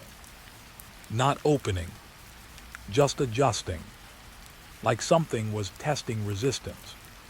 The contractor's face tightened. "This isn't sealed from our side," he said. My stomach dropped. "What does that mean?" He looked at me, and for the first time, he seemed unsure again. "It means," he said slowly, "we're not the ones keeping it locked." A pause, then softer. "Something inside is." The door vibrated again, and this time, a faint line of light appeared around its edges, like pressure from the other side. Building, waiting, learning, and as I stared at it, I realized something that made my blood run cold. We hadn't discovered a basement. We had been invited into one, and whatever was behind that door already knew our names. The hallway was longer when I woke up. At first, I thought I was still tired. That kind of tired where your brain needs a few seconds to catch up with your eyes. I stood in the cabin doorway and stared down the hall. The morning light coming through, the windows looked normal. The furniture looked normal. Even the silence felt normal. But the hallway wasn't. It stretched farther than I remember. Not much. Maybe 6 feet. Maybe 8. just enough to make my stomach tighten. I stood there for nearly a minute, trying to convince myself I was imagining it, trying to force the memory of yesterday's layout into place. But something refused to fit. The contractor emerged from another room carrying a flashlight. The moment he saw my face, he stopped. "You see it too." My chest tightened. "What happened to the hallway?" He looked down its length, then slowly shook his head. "It wasn't this long last night." A cold feeling settled into my stomach. Not fear yet, just that strange feeling that comes before fear. The feeling that reality has made a mistake. The contractor walked forward, counting steps. 1, 2, 3, 4, 5. Then he stopped. Yesterday, the wall should have been there. Now it wasn't. The hallway continued another 8 feet before ending. Neither of us spoke, because neither of us knew what to say. The cabin creaked softly around us. The sound felt different now, like a living thing adjusting its weight. I turned toward the kitchen. Something immediately felt wrong again. The doorway had moved, only slightly, but enough. Yesterday, it sat directly across from the dining table. Now it was shifted several feet to the left. The contractor noticed it too. His face slowly lost color. "No." The word barely left his mouth. "No, that's impossible." I walked toward the kitchen. Every step felt heavier. The floorboards groaned quietly beneath me. The air smelled different too. Not mold, not dust, old wood, freshly exposed wood. Like parts of the cabin had been moved during the night. I reached the doorway, ran my fingers along the frame. The wood was smooth, seamless, no signs of construction, no marks, no repairs, as if the doorway had always been there. But I knew it hadn't. I knew. The contractor suddenly called my name. There was something in his voice. Not panic, concern. I turned. He was standing near the living room wall, staring at something. When I approached, my stomach dropped. There was a family photograph hanging there, one I had never seen before. The frame looked old, the glass yellowed, the image faded, but it showed the cabin, the same cabin, except the layout behind the people was different. The hallway was longer, exactly like it was now. The contractor stared at the picture. "That wasn't here yesterday." I nodded slowly. Neither of us had to say it. The cabin wasn't just changing, it was updating. The realization settled heavily between us. Then another worker entered from upstairs. His face was pale, confused. "Where's the staircase?" The room went silent. Every muscle in my body tightened. "What do you mean?" I asked. The worker pointed behind him. "Where's the staircase?" We followed him immediately, and my heart nearly stopped, because the staircase wasn't there. The space where it had stood yesterday was now a blank wall. Solid, unbroken, no marks, no signs it had ever existed. The worker looked close to panic. "I came down those stairs this morning." Nobody answered, because we all knew he was telling the truth. I touched the wall carefully. Cold wood, solid, real. The contractor hit it with his knuckles. A dull sound answered.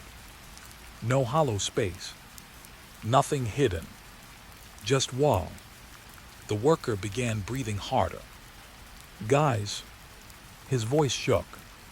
I was upstairs. The contractor looked at me, then back at the wall, then quietly said the thing none of us wanted to hear. I don't think we're all in the same cabin. Silence followed. Heavy silence. The kind that changes everything. The worker laughed nervously. A forced laugh. That's not funny. But nobody else laughed.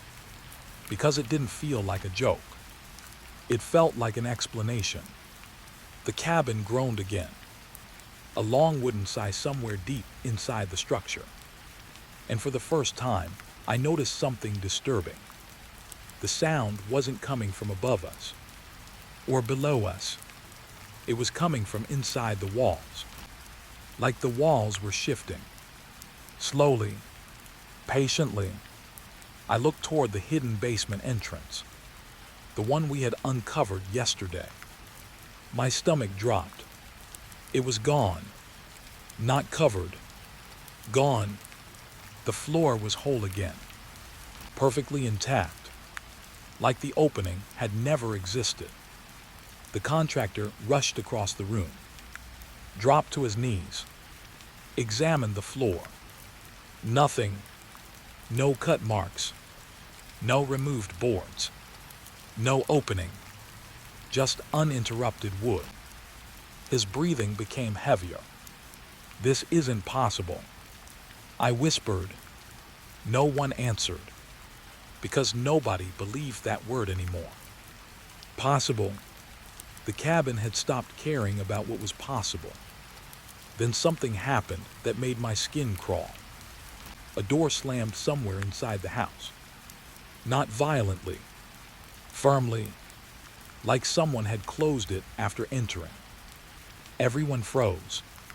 The sound echoed briefly, then disappeared. The worker turned slowly. Did someone just come in?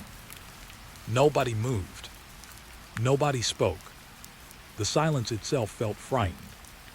Then another sound. Footsteps. Very distant. Walking across wood. One step. Pause. Another step. Pause. The contractor grabbed his flashlight. The worker grabbed a hammer. I didn't grab anything. I couldn't. I was listening. The footsteps continued, moving somewhere inside the cabin, but not toward us, away from us, like someone knew exactly where they were going. The contractor started following the sound. I followed him. The others came behind us. Room after room, door after door, but every turn revealed something new, something wrong. A window that wasn't there yesterday. A closet that had disappeared. A bedroom that now had 2 doors instead of 1.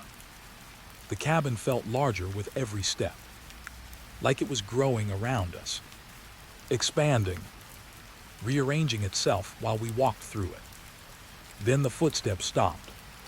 Instantly, the silence that followed felt worse. We entered a narrow corridor, one none of us remembered seeing before. At the end stood a door. Old, dark, closed. The contractor slowly approached it. The rest of us stayed behind. The hallway suddenly felt too narrow, too tight. The walls seemed closer than before, almost breathing. The contractor reached the door, placed his hand on the handle, then froze. His expression changed immediately. I felt my stomach tighten. What is it? His voice came out barely above a whisper. Someone's on the other side. Every hair on my arm stood up. The cabin became completely silent. No creaks. No wind. Nothing. Then a knock came from the other side of the door. Soft. Patient. 3 slow taps. The contractor stepped back instantly. The worker beside me muttered a curse. Nobody moved. Nobody breathed. Then a voice came through the wood. Muffled. Distant. But unmistakably human. Please open the door. My chest tightened. because I recognized the voice. It was mine. The knock came again. 3 soft taps. Then my own voice spoke once more. Calm, patient, like it had all the time in the world. You're in the wrong version. The hallway suddenly felt colder. The walls groaned softly around us, almost like they were shifting again, making room, creating another path, another layout, another cabin. And standing there in that narrow corridor, listening to my own voice behind a door that shouldn't exist, I began to understand something terrifying. The cabin wasn't trapping people. It was sorting them. And somewhere beyond that door, another version of me already knew the way out. I heard it breathing before I ever saw it. Not loud, not threatening, just a slow, steady sound beneath the floorboards. A sound that shouldn't have existed. The others heard it too. Nobody said anything at first. We were all standing in the hallway, outside the impossible door. The one hiding my own voice behind it.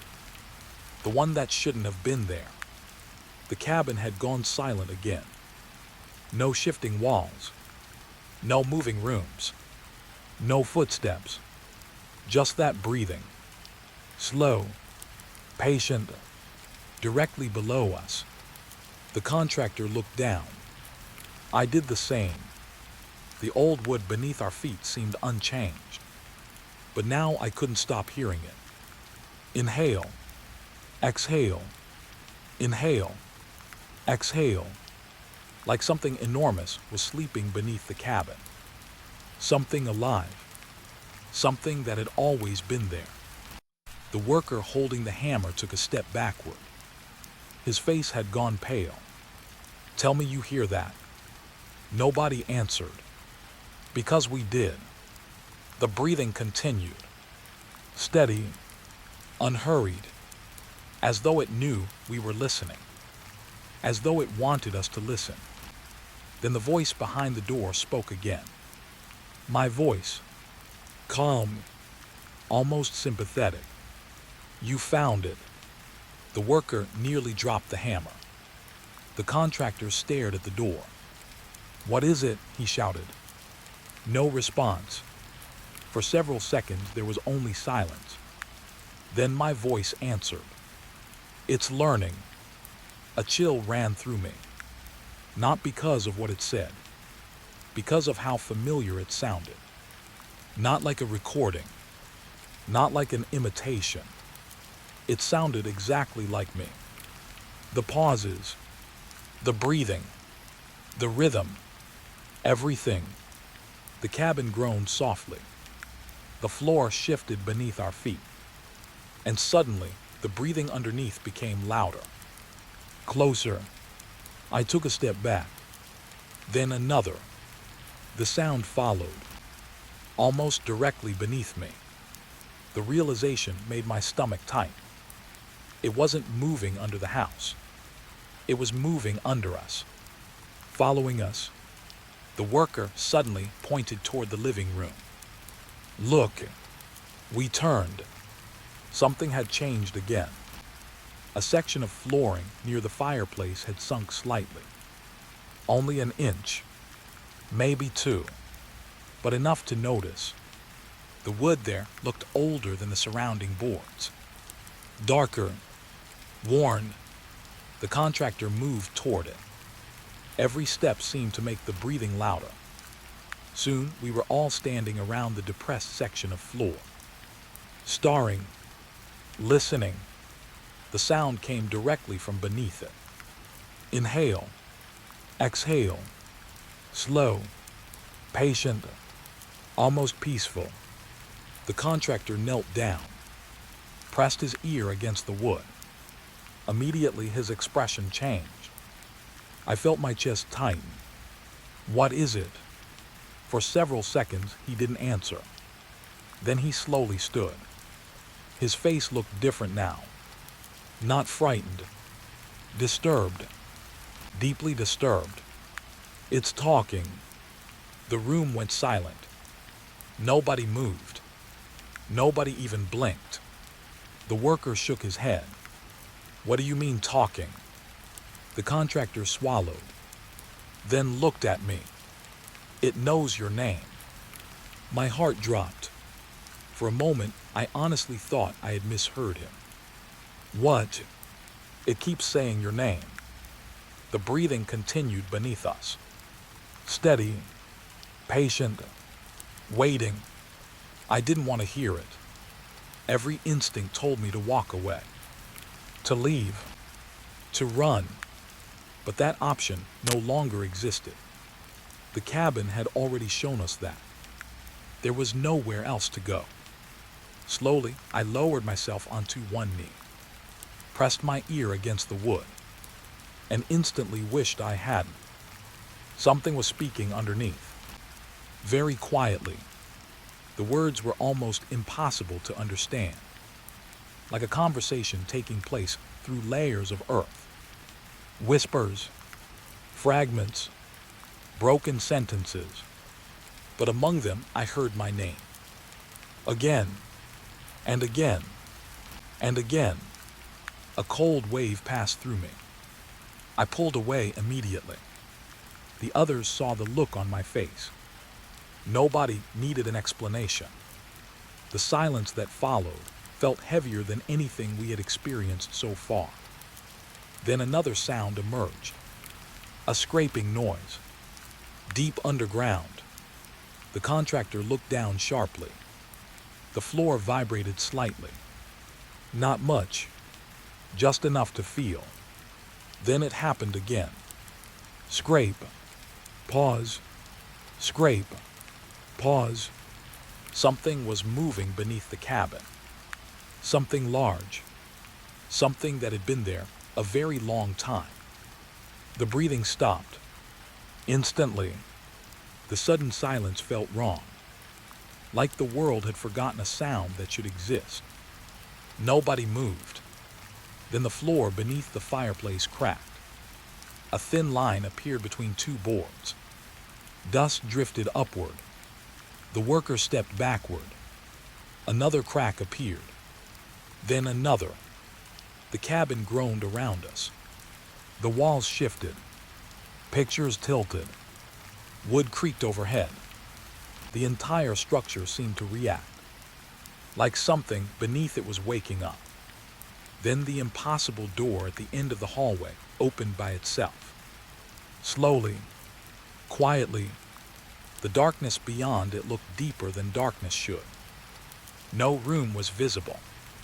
No walls. No furniture. Just blackness. And from inside came my voice. Now you can see it. Nobody wanted to move. Yet somehow we did. One step, then another. The darkness beyond the door seemed endless. The breathing returned. Much louder now. Much closer. The contractor switched on his flashlight. The beam vanished into the blackness. Swallowed completely. The hallway behind us suddenly seemed far away. Too far away. As if the cabin had stretched again. I realized something terrifying. The door wasn't leading into another room. It was leading downward, into the buried structure beneath the cabin. The one hidden for decades. The one someone had desperately tried to seal. The contractor entered first. I followed. The others came behind us. The air immediately changed. Cooler, older, heavy with moisture. The smell reminded me of wet earth and rotting wood. Ancient smells, forgotten smells. The flashlight eventually found a floor. Stone, uneven stone. We were standing inside something much older than the cabin. The buried foundation, the original structure. And it was enormous, far larger than the cabin above it. The beam swept across walls covered in scratches. Thousands of scratches. Names, dates, messages, some fresh, some ancient. My stomach tightened as I began reading them. Most were simple. Help me. Don't listen. It learns your voice. It's still here. Then I noticed something worse. The dates. They stretch back decades. Longer than decades. Some entries were almost impossible to read. The oldest looked more than a century old. The worker stared at the wall. How many people were here? Nobody answered. Because the answer was obvious. Too many. Far too many. The breathing echoed again. Closer now. The beam moved deeper into the darkness. Then froze. Something sat at the center of the chamber. For a moment, my brain couldn't understand what I was seeing. It looked like roots. Thousands of roots. Twisting together. Growing around each other. But the longer I stared, the more wrong it became. They weren't roots. They resembled veins. Muscles. Bones. Fragments of human shapes fused together over time. A giant mass filled the center of the underground room. Motionless. Breathing. The sound echoed from deep inside it. Inhale. Exhale. Inhale. Exhale. The worker whispered a curse. The contractor couldn't speak at all. Neither could I. Because I finally understood. The thing wasn't hunting people. It wasn't killing them. Not exactly. It was collecting them. Learning them. Every occupant. Every visitor.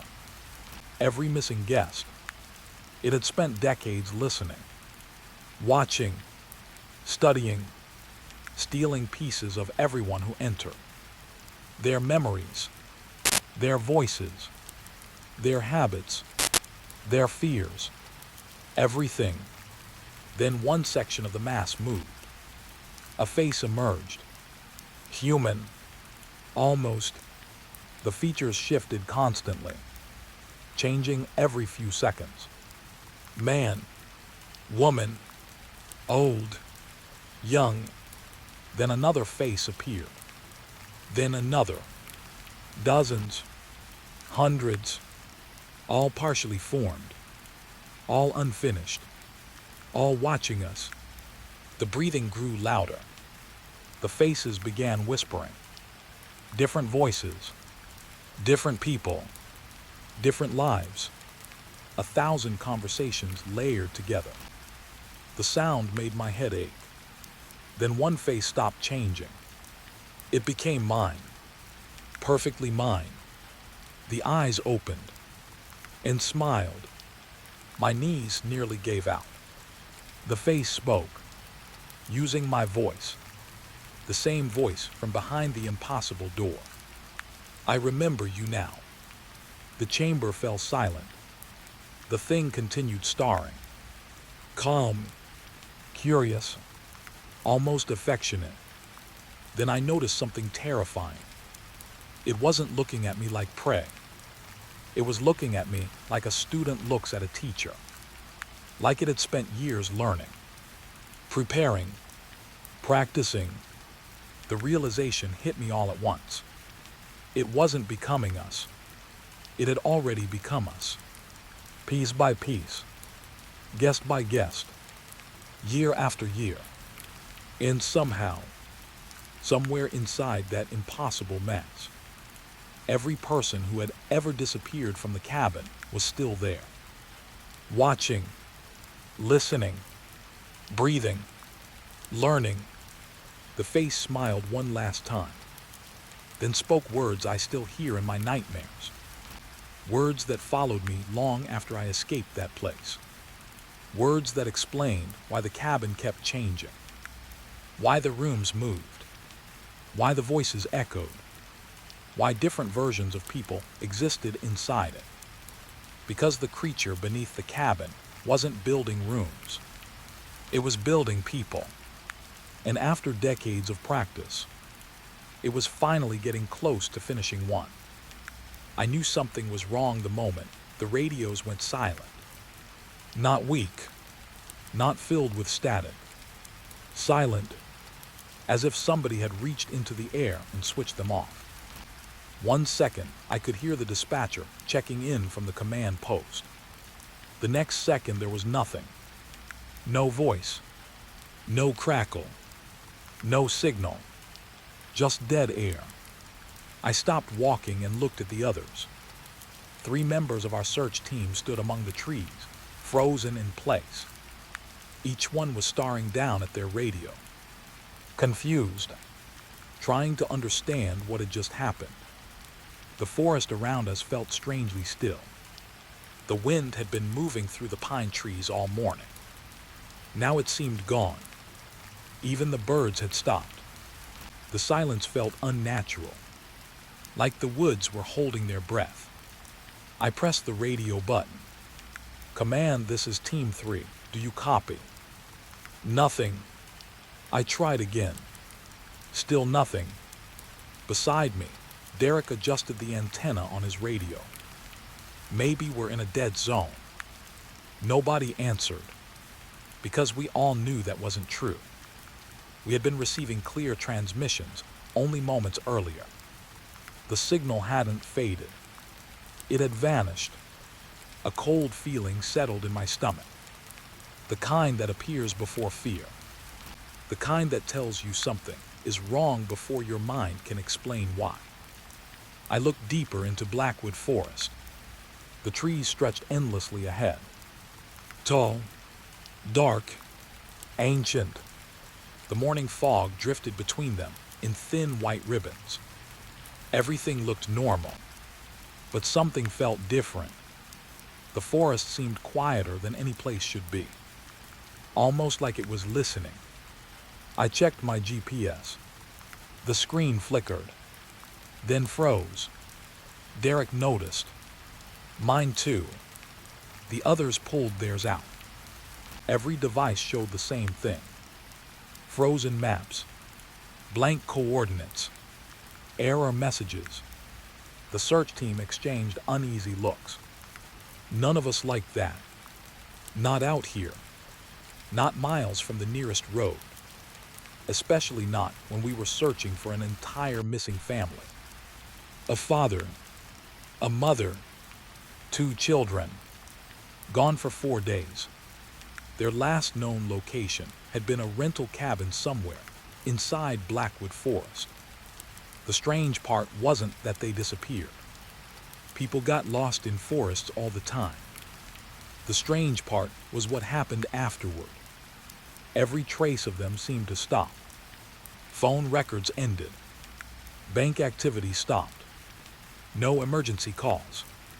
No signs of a struggle. Nothing. It was as if the family had simply stepped out of reality. And now we were walking into the same woods where it happened. The radio hissed suddenly. Everyone jumped. For a second, hope flickered through me. Then a voice emerged. Weak, broken, barely understandable. You don't follow. Static swallowed the rest. The transmission ended. We stared at each other. Nobody recognized the voice, but it hadn't come from command. That much was obvious. Derek pressed his radio. Who is this? Nothing answered. The silence returned. Somewhere above us, a branch creaked softly. The sound made me look upward. For a brief moment, I thought I saw something between the trees. A shape. Tall, motionless, watching us. Then the fog shifted, and it was gone.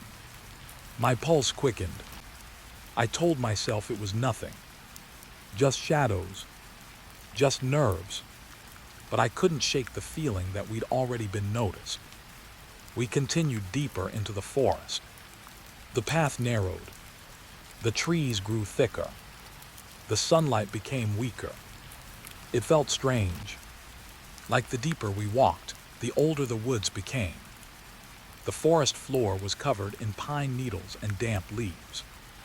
Our boots barely made any noise. After another 20 minutes, we found the first clue. A child's backpack. Blue, small, partially hidden beneath a fallen log. I knelt beside it. The zipper was open. Inside were snacks, a coloring book, a stuffed rabbit. Everything looked untouched, as though it had been placed there carefully. Not dropped during an emergency, not lost accidentally. Placed. The realization made me uncomfortable. Derek examined the area. No tracks. He was right. There should have been footprints, signs of movement, something. Instead, the ground looked untouched. The backpack existed alone, disconnected from any explanation. I looked around the trees again. That feeling returned. The feeling of being watched. Stronger this time. The forest seemed closer somehow. The spaces between the trees felt narrower, more crowded. The air felt heavier. Then we found another item. A sneaker, child-sized, 30 yards from the backpack, standing upright beside a tree. Perfectly upright, not lying on its side, not buried in leaves.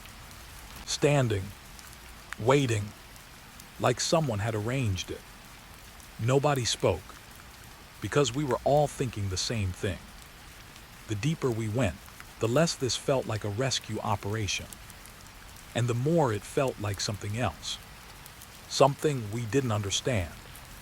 The forest suddenly opened into a clearing, and there it was, the cabin. For several seconds, nobody moved. It stood alone among the trees, a small wooden structure, dark brown, weathered, quiet.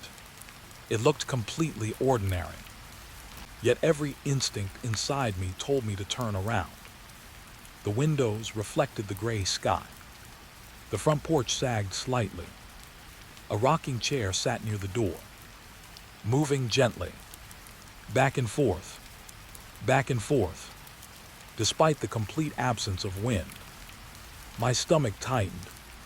The search team slowly approached. The cabin remained silent. No movement inside. No sounds. Nothing. The front door stood partially open, just enough to reveal darkness beyond. I called out, "Search and rescue." No answer. The rocking chair continued moving. Back and forth. Back and forth. The sound felt louder than it should. Derek stepped onto the porch first. The boards creaked beneath his boots. Then he stopped. His expression changed instantly. "What is it?" I asked. He pointed downward.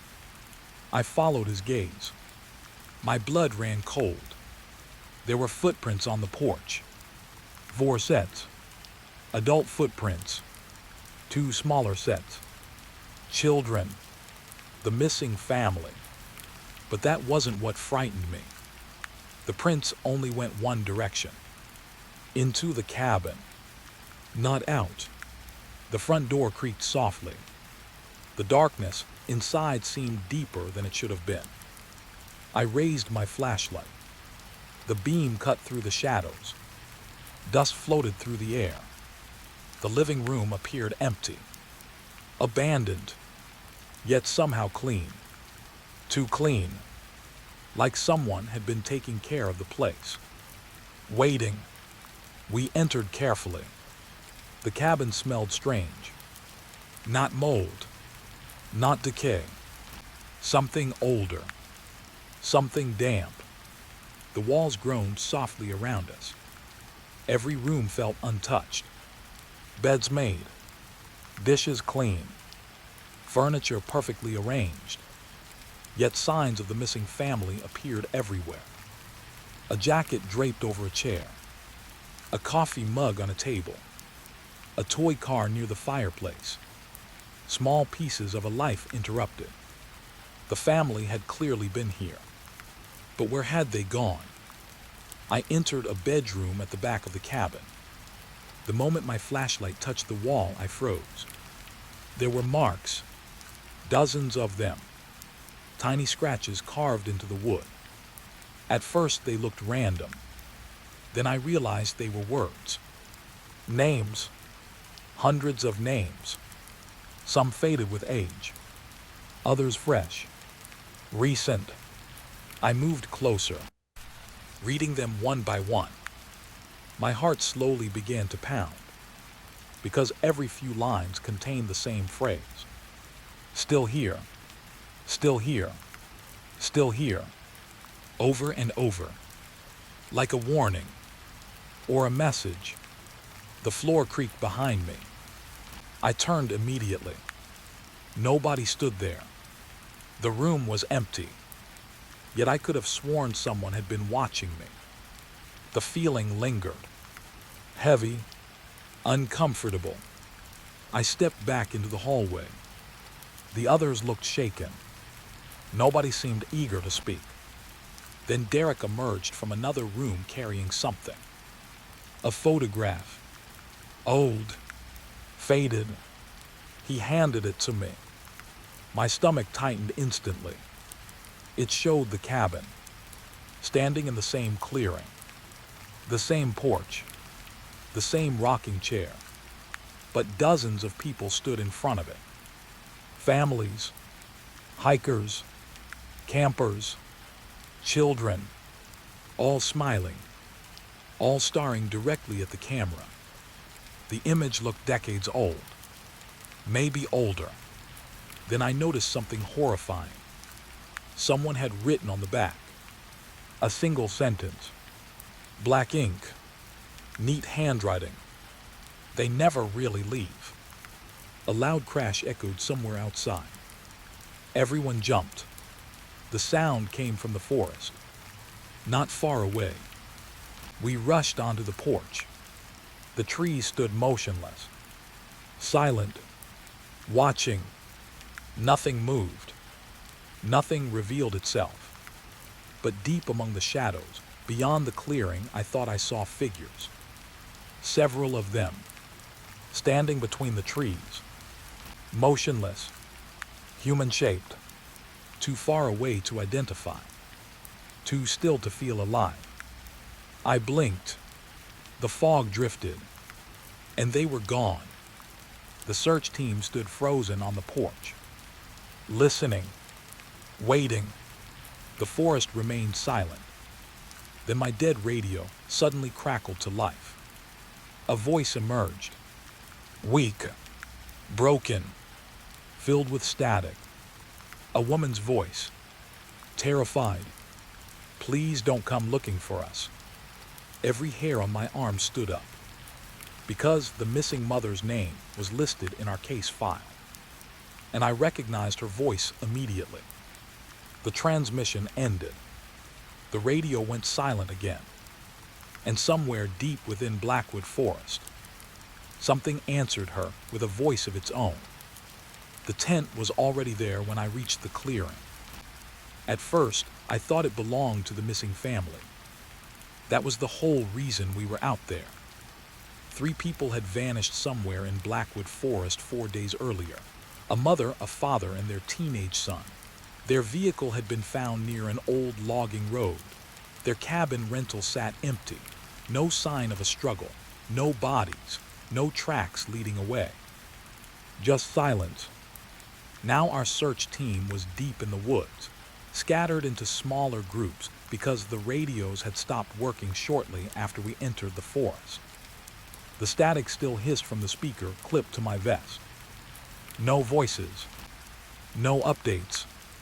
Just that endless, empty noise. I pushed through a line of pine trees and stopped. The tent sat in the middle of the clearing. Bright orange. Perfectly assembled. My stomach tightened, because I recognized it immediately. It was mine. The exact same brand. The same model. The same black repair tape wrapped around one support pole. I stared at it for several seconds. That couldn't be possible. My tent was still back at base camp, nearly 8 miles away. I had packed it myself that morning. Yet somehow, another version of it stood 20 feet in front of me. A cold breeze moved through the trees. The tent didn't move. It looked frozen, like it had been placed there for a photograph. I slowly approached. Every step felt wrong. The forest around me seemed unusually quiet. No birds, no insects, nothing. Just my boots crunching softly across old needles.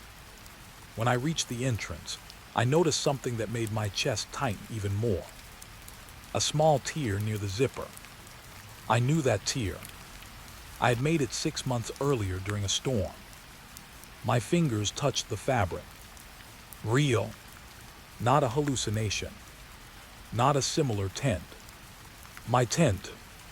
Or at least an impossible copy of it. I swallowed, then unzipped the flap.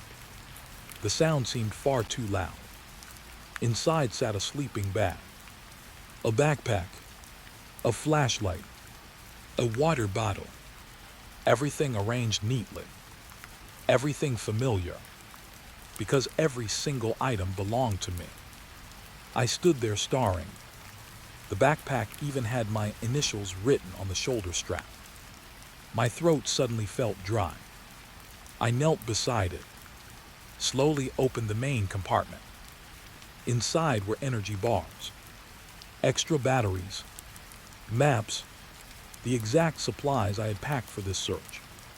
Not similar supplies, the same supplies. I checked one of the energy bars. The wrapper was bent in a specific corner where I had accidentally crushed it earlier that morning. I remembered doing it. I remembered cursing under my breath afterward. Yet here it was, already inside this tent, as if someone had copied an entire moment from my future. I sat back. My pulse was racing now. I wanted to leave. Every instinct told me to walk away. But curiosity is dangerous, especially in places like Blackwood. I kept looking, and then I found the notebook. It lay near the sleeping bag. My field journal. I opened it. The first pages looked normal. Maps, coordinates, search notes. Then I reached writing I didn't recognize. My own handwriting filled several pages. My own name signed at the bottom. But I had never written any of it. The first sentence made my stomach drop. If you're reading this, you haven't reached the cabin yet. I froze. Wind whispered outside. The trees creaked softly. I continued reading. The radio stopped first. That had already happened. Then the trails begin changing. I frowned. What follows you isn't trying to kill you. My hands felt cold. It wants to replace you. I stared at the words. For a moment, I simply listened to my breathing. The forest seemed farther away now, like the tent had become its own separate world. I kept reading. The entries grew stranger. They described events that hadn't happened yet. A broken bridge, a flooded creek, one of our search members disappearing. Every page seemed written by a version of me that had already experienced the next few days. I wanted to laugh, to tell myself this was some elaborate prank. But deep down I already knew something was wrong with this forest. I had felt it since entering. That constant sense of being watched. Not by a person, by the woods themselves. A sudden crack echoed somewhere beyond the clearing. I jumped, then listened. Silence returned. Slowly, I closed the notebook. I needed to find the others. Needed to show someone this. Anything felt better than standing alone beside a tent that shouldn't exist. I stepped back into the clearing. The sunlight seemed dimmer now. Clouds drifted overhead. The air smelled damp. For several minutes I walked north. At least I thought it was north. The compass clipped to my vest had begun spinning earlier. Another problem I hadn't wanted to think about. The deeper I moved through the forest, the more uneasy I became. The trees looked identical. Tall, dark, endless. Every direction seemed the same. Then I noticed footprints. Fresh ones. My heart lifted. Finally, someone else. I followed them. The prints wound between the pines, across patches of moss, around fallen logs, for nearly 20 minutes. Then I stopped. The footprints ended at another clearing, and in the middle stood the orange tent. My tent. Again, I felt my stomach drop. It was impossible. I spun around. The tracks behind me were gone. The ground looked untouched, as if I had never walked there at all. For the first time since joining the search team, real fear settled into my chest. Not nervousness, not uncertainty. Fear. I approached the tent carefully. The zipper was already open. Inside sat the notebook. Waiting. I picked it up. A new page had appeared. Fresh ink. Fresh handwriting. My handwriting. The entry read, "You followed the footprints." I nearly dropped it. My pulse hammered in my ears. Another line sat below it. "You should have turned back." The page trembled in my hands. I looked around the clearing. Nothing. Only trees. Only shadows. Only silence. Yet I no longer felt alone. I felt observed, like something hidden behind the forest was watching every movement. Learning, studying, waiting. The next sentence chilled me even more. "Don't look behind you." I stared at those words. Every instinct immediately wanted me to turn around. The urge became overwhelming, almost physical. I clenched my jaw, forced myself to stare at the notebook. My breathing grew shallow. The forest remained silent. Then something moved. Not behind me. Ahead. A shape between the trees. Far away. Human-sized. Standing perfectly still. I blinked. It was gone. Just another tree. Or maybe it wasn't. I couldn't tell anymore. Slowly, I looked back at the notebook. A final line had appeared. One I was certain hadn't been there seconds earlier. "The version behind you is getting closer." Every muscle locked. The air suddenly felt colder. I could hear my own heartbeat, hear blood rushing through my ears. I wanted to run, wanted to scream. Instead, I stood frozen, because somewhere deep inside me, I already knew the truth. Whatever had written those pages wasn't predicting the future. It had already lived it. And somehow, somewhere in these woods, another version of me was walking the same trail, following the same clues, making the same choices.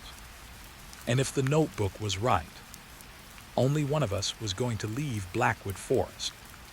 I knew the voice was impossible before I even recognized who it belonged to.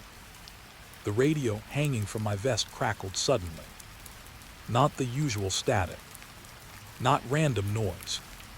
A voice, clear, panicked. "Please answer, anybody, please answer." I stopped walking. Every muscle tightened. The sound came through the emergency channel, a channel reserved for worst-case situations. Lost personnel, injuries, life-threatening emergencies. For a second, relief washed over me.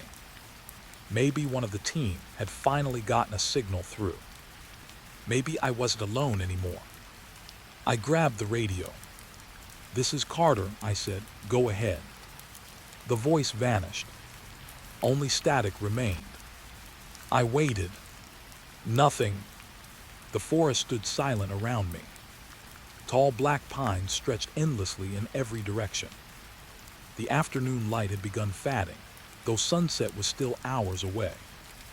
Blackwood always seemed darker than it should be. I adjusted my pack and continued moving. But something felt wrong. The voice had sounded familiar. Not familiar in the way coworkers become familiar. Closer than that. Personal. Like hearing someone from your family call your name across a crowded room. The feeling stayed with me, following me between the trees. 30 minutes later, the radio came alive again. This time, the transmission lasted longer. "Can't find the trail." Heavy breathing followed. Then, "It's watching us." My heart skipped. I knew that voice. It belonged to Sarah, one of our search coordinators. I had worked beside her for nearly 3 years. There was no mistake. It was Sarah. The problem was that Sarah wasn't lost. The last confirmed update before our communications failed placed her with 3 other team members near the command area. Together, safe. Now her voice sounded terrified. Alone, and very far away. "Sarah," I said into the radio. No response. Just static. Then another sound emerged. A faint whisper. Almost impossible to hear. I raised the radio closer. The whisper continued. Soft. Broken. Like someone speaking directly beside the microphone. Then it stopped. A chill crawled across my neck. The silence afterward felt worse. I looked around. The forest hadn't changed. Yet somehow it felt more crowded, as though unseen things stood hidden among the trunks. Listening. Waiting. I picked up my pace. The notebook from the tent remained inside my backpack. I hated carrying it. Every time I remembered it was there, my stomach tightened. The pages kept predicting things, and so far they hadn't been wrong. I reached a shallow creek as evening settled over the woods. The water moved quietly over smooth stones. For the first time all day, I felt a small sense of relief. A normal place. A normal sound. Nothing strange. I crouched beside the water, filled my bottle, washed my face. The cold helped. For a few minutes, I almost convinced myself the radio transmissions had some logical explanation. Signal interference. Equipment malfunction. Stress. Then the radio spoke again. This time it wasn't Sarah. It was David, another search team member. I knew his voice instantly. "Don't cross the creek." I froze. Water dripped from my hands. The transmission continued. "Turn around." A burst of static. Then, "Whatever you do, don't cross the creek." My eyes slowly lifted toward the opposite bank. The forest beyond looked identical. More trees. More shadows. Nothing unusual. Yet suddenly, I didn't want to step across.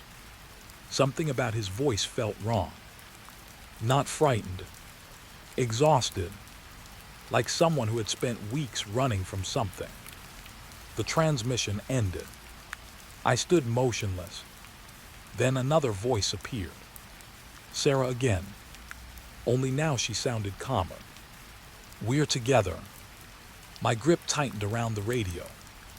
"We found the family." Static. "We're bringing them back." The message ended. I stared at the device. My confusion deepened. Minutes earlier she had sounded terrified. Now she sounded completely fine. The contradiction twisted inside my head. Neither version made sense. The worst part was that both sounded real. Night arrived quickly. Too quickly. Darkness gathered beneath the trees. I set up a temporary camp beside the creek. Not because I wanted to stop, because I no longer trusted my sense of direction. The forest had already shown me impossible things. Walking blindly at night felt dangerous. I built a small fire. A weak one. Just enough light to push back the darkness. As the flames flickered, I opened the notebook again. Part of me regretted it immediately. The newest page hadn't existed earlier. Fresh handwriting covered the paper. My handwriting. The first line read, "The voices will start lying soon." A cold knot formed in my stomach. I kept reading. Some of them won't know they're lying. The fire crackled softly. The trees swayed overhead. I read the final sentence. Pay attention to what they know. I closed the notebook. My thoughts raced. What they know. What did that mean? The answer arrived sooner than I expected. At around midnight, the emergency channel activated again. The voice belonged to Sarah. Clearer than ever. "Carter." I nearly dropped the radio. She had used my name. Not unusual by itself. But after hours of random transmissions, hearing my name felt deeply unsettling. "Carter, answer me." I pressed the button. "Sarah." Immediate response. Too immediate. Like she had been waiting. "Thank God." Her voice shook. "We've been looking for you." Hope flared inside me. Maybe this was finally real. Maybe communications had returned. "Where are you?" I asked. A pause followed. Then, "At the cabin." My heart sank. The cabin. The same cabin connected to the missing family. The same cabin none of us had officially located yet. How had she found it? Before anyone else. I glanced toward the dark forest. Something felt off. "Who else is with you?" I asked. "Everyone." Another pause. "The family, too." My skin prickled. The family had been missing for 4 days. If Sarah had actually found them, she wouldn't sound this calm. Not after everything. Then she said something that froze me completely. "Carter, your brother is here." I stopped breathing. My brother had died 7 years earlier. A car accident. Instantly. No chance of survival. The radio remained silent. Waiting. As if expecting an answer. Slowly I lowered it. The fire suddenly felt tiny. The darkness beyond it seemed endless. After several seconds, Sarah spoke again. Only now her voice sounded different. Softer. Almost amused. "He wants to talk to you." I shut off the radio. Immediately. The silence that followed felt enormous. I stared into the fire.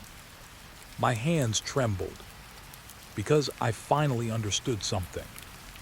The voices weren't simply coming from lost team members. Something else was speaking. Something listening.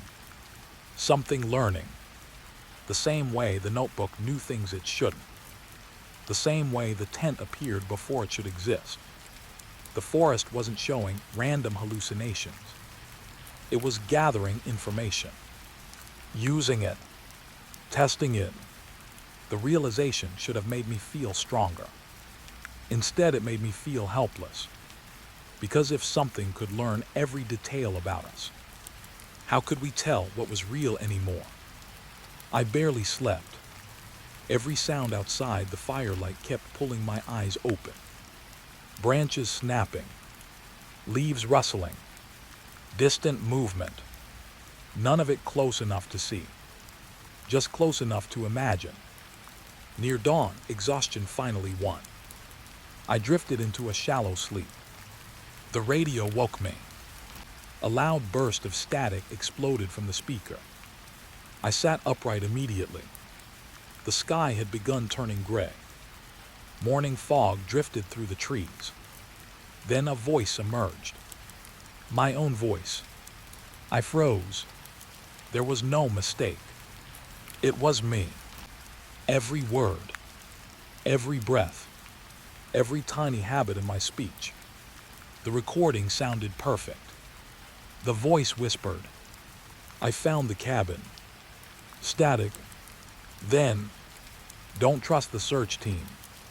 More static. Then, one of them already isn't human. My mouth went dry. The transmission ended. I sat staring at the radio, unable to move, unable to think, because I had never said those words. Yet somehow the voice was mine. And deep down, beneath the fear, another thought had started growing. A question I couldn't shake. If the forest could imitate Sarah, and imitate David, and imitate me, then how many of the people still searching Blackwood Forest were actually the people I remembered? And how many had already been replaced? I heard it breathing before I found where it lived. That was the worst part.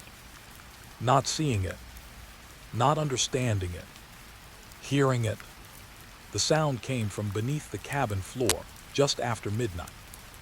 Slow, steady, patient, like something sleeping under the boards. For a moment, I thought it was another person. Maybe one of the missing family members. Maybe another searcher trapped beneath the structure somehow. I dropped to my knees beside the fireplace. The old cabin creaked softly around me. Moonlight spilled through dusty windows. The forest outside stood silent. No wind. No animals. Nothing. Just that breathing. Directly below me. Inhale. Exhale. Inhale. Exhale. My skin crawled. The sound didn't belong to the house. It belonged to something under it. I pressed my ear against the floorboards. The breathing stopped immediately. The silence felt heavy, almost aware. I waited. Nothing. Then very softly, something scraped across wood. My heart nearly stopped. A slow dragging sound, like fingers moving beneath the floor. I pulled away. Every instinct told me to leave. But leaving had stopped being simple days ago. The roads looped. The trails shifted. The forest seemed determined to keep us. And now I finally had something real. Something physical. Proof that whatever haunted Blackwood wasn't only in our heads. I grabbed my flashlight. The beam shook slightly as I moved through the cabin. The building looked normal enough. Old furniture, dusty shelves, a stone fireplace, the same forgotten cabin connected to the missing family, the same cabin our team had spent days trying to locate. And now I was standing inside it alone. At least I hoped I was alone. The notebook sat on the kitchen table, waiting. I hated looking at it, yet somehow I always did. I opened it. A new page had appeared. Fresh writing covered the paper. My own handwriting. The message was short. Tonight it will stop hiding. I stared at the words. Then another line caught my attention. A line that hadn't existed before. It learned enough. A cold sensation spread through my chest. Learned enough. The phrase stayed with me because it connected too many things. The voices on the radio, the copies, the impossible knowledge, the predictions. Every strange event shared one pattern. Observation. Something had been watching us, studying us, learning. The cabin groaned suddenly. A deep sound rolled through the floor beneath my feet. The breathing returned. Closer now. I grabbed the flashlight and began searching. Room by room. Wall by wall. The cabin wasn't large. A living area. A kitchen. 2 bedrooms. 1 bathroom. Yet after an hour of searching, I found nothing. No basement. No crawl space entrance. No trapdoor. Nothing. The structure shouldn't have had enough space underneath for anything large. And yet the breathing continued. I sat heavily in a chair. Exhaustion pressed against my thoughts. I hadn't slept properly in days. Maybe that was the answer. Maybe stress had finally broken me.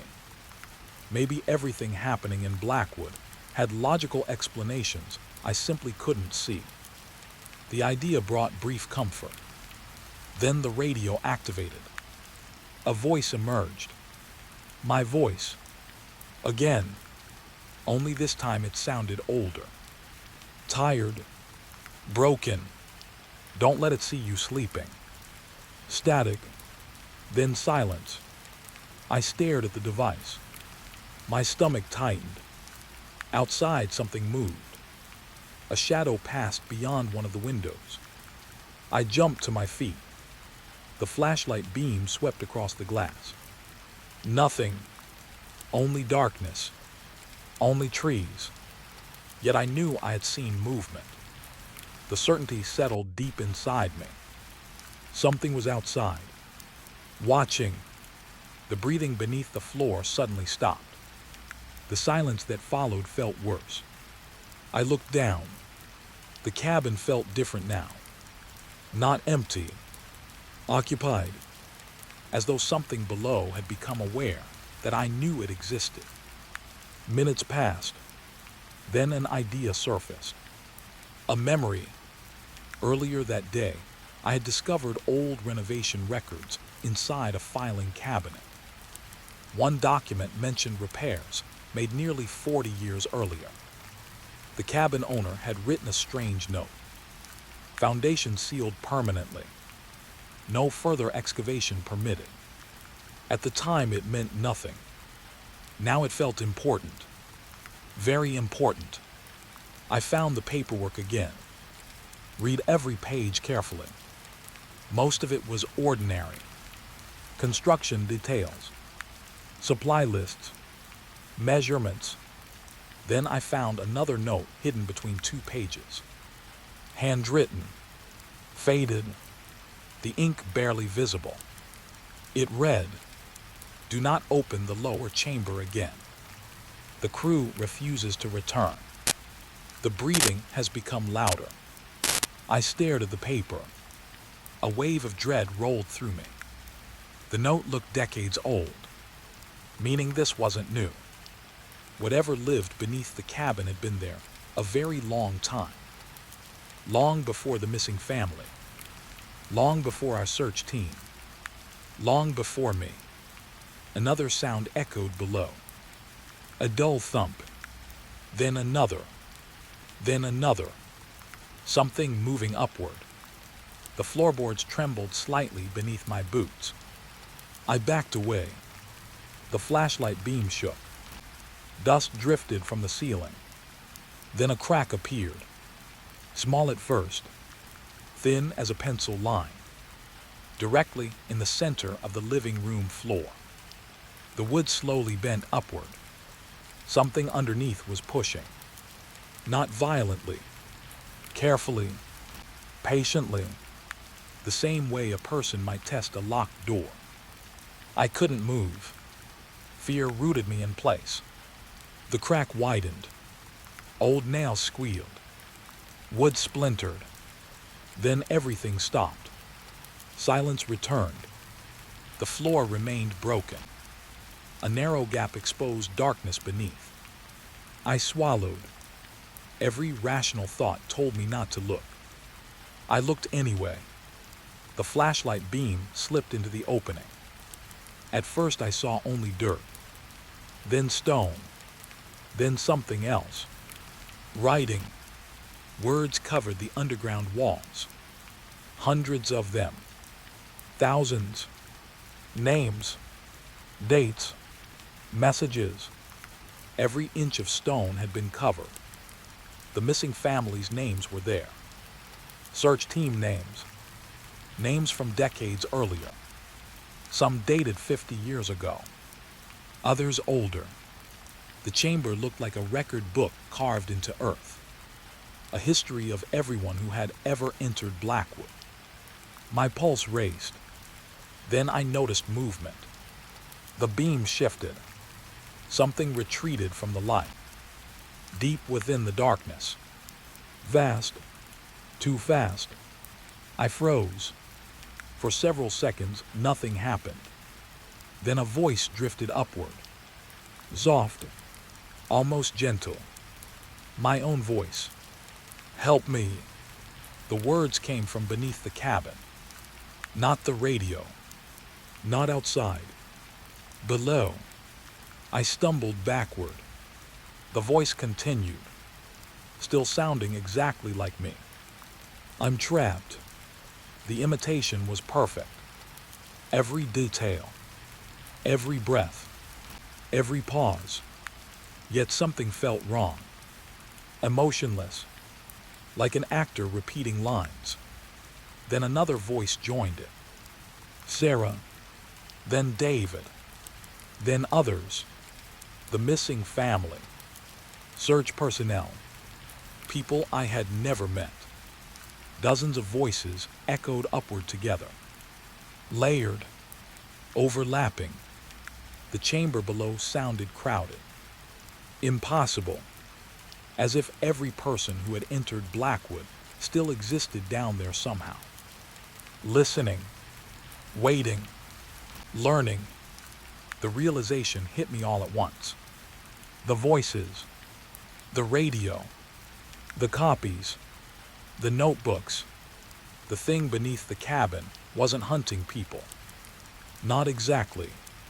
It was studying them. Collecting them. Learning how humans spoke. How they thought.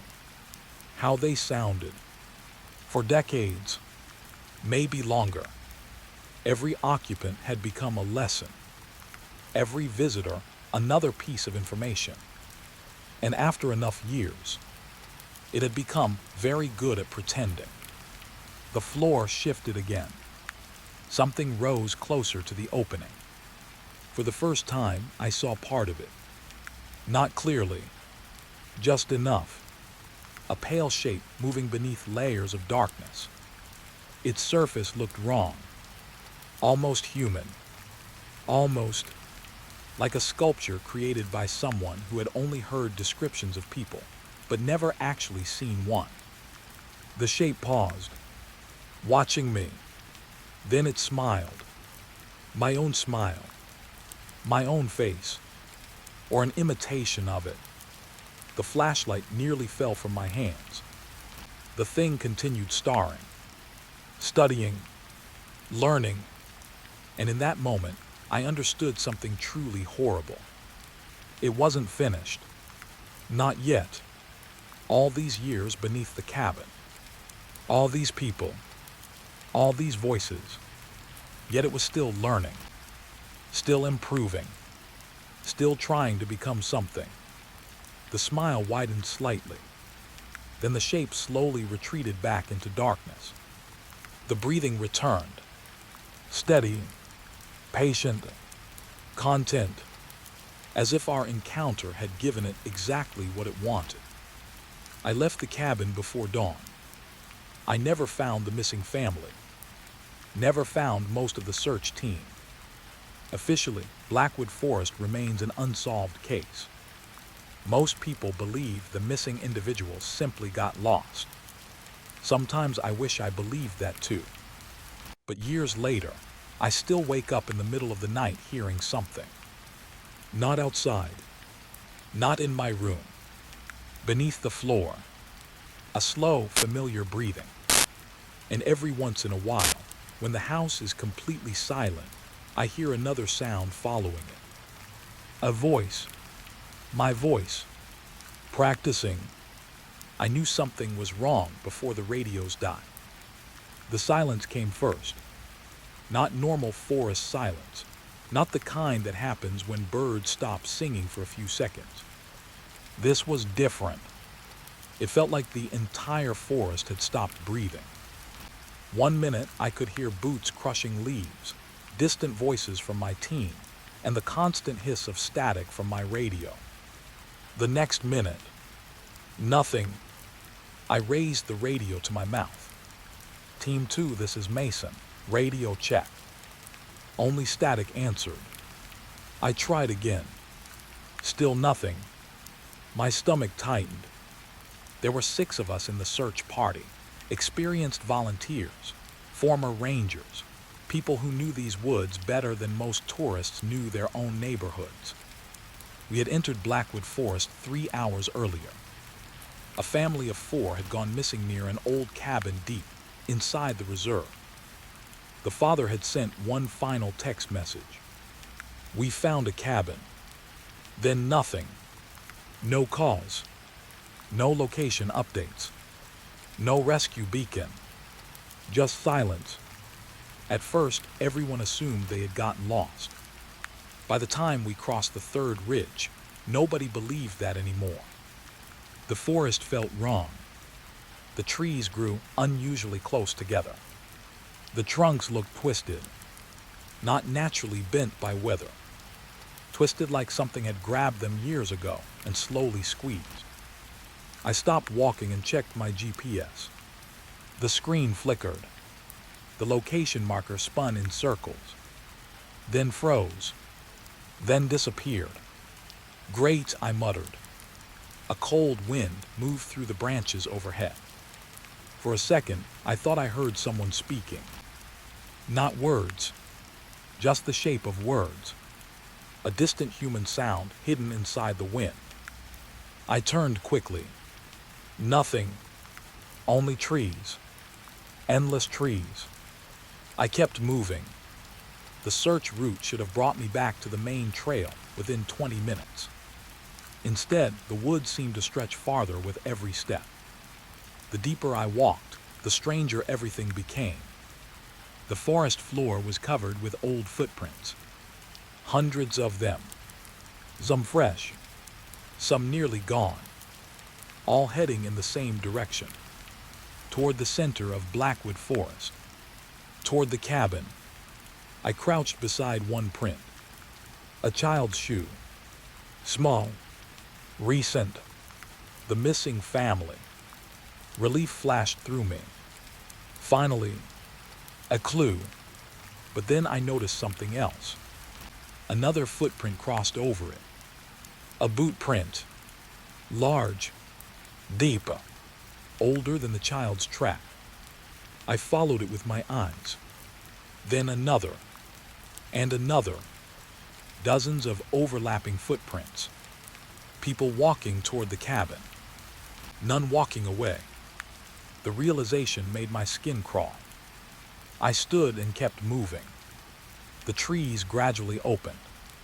A clearing appeared ahead, and in the middle stood the cabin. For a moment, I felt relief. It looked ordinary.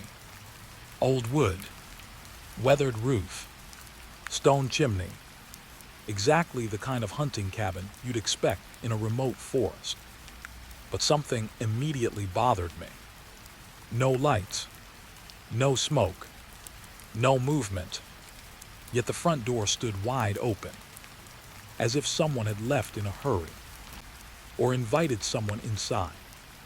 I approached carefully. The radio hissed. A burst of static exploded from the speaker. Then a voice. Mason. I froze. My blood turned cold. The voice sounded exactly like Jake, one of our team members. Mason. The transmission crackled. Don't go inside. I grabbed the radio. Jake, where are you? Static. Then silence. Nothing else. I immediately reached for my phone. No signal. No GPS. No internet. Nothing. The cabin stood 30 feet away, waiting. The open doorway looked darker than it should have, like the darkness inside was deeper than the darkness outside. I don't know how else to explain it. I stepped onto the porch. The wood groaned beneath my boots. Inside, the air smelled old. Dust, rotting wood, something damp. A dining table sat in the center of the room. 4 chairs surrounded it. 4 plates rested on the table. My heart skipped. The plates looked recently used. One still contained dried food. I moved closer. The food wasn't dried. It was fresh, still soft, as if someone had been eating only hours earlier. The missing family. They had definitely been here. But where were they now? I searched every room. Bedroom, storage closet, kitchen. Nothing. No people. No bodies. No signs of a struggle. Just emptiness. Then I found the photographs. Dozens of them, pinned to a wall near the back hallway. Old photographs. Search teams. Hikers. Campers. Families. Hundreds of faces. Some pictures looked decades old. Others seemed recent. Very recent. I leaned closer. My breath caught. One photograph showed my search team. All 6 of us, standing near our vehicles this morning. Before entering the forest, the photo hadn't existed this morning. Nobody had taken it. Yet here it was, pinned to the wall, waiting. A sudden thump echoed beneath the floor. I froze. Another thump. Directly below me. Something moved underneath the cabin. Slowly, carefully, like it was listening. The sound stopped. I backed away from the wall. Every instinct screamed at me to leave. Now, immediately, I ran outside. The afternoon sky looked darker. Clouds had gathered overhead. The forest seemed different, closer. The trees had somehow moved nearer to the clearing. I know that sounds impossible, but that's exactly how it felt. The radio crackled again. This time, multiple voices spoke at once. Panicked voices, overlapping, shouting, crying, begging. I recognized every single one. Members of my team. Mason, help. We lost Eric. It's behind us. Run. The voices dissolved into static. I stared at the radio in horror. That couldn't be happening. 5 minutes earlier, everyone had been together. At least they should have been. Shouldn't they? A terrible doubt entered my mind. How long had I actually been alone? I checked my watch.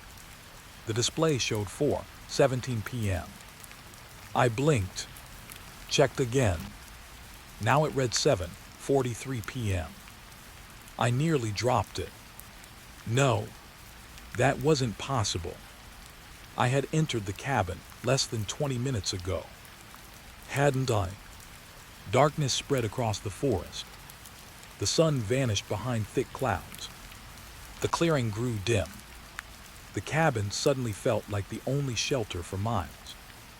And I hated that thought, because I no longer wanted to be anywhere near it. A movement caught my eye. Someone stood among the trees, far away, watching. I shouted. No response. The figure remained perfectly still.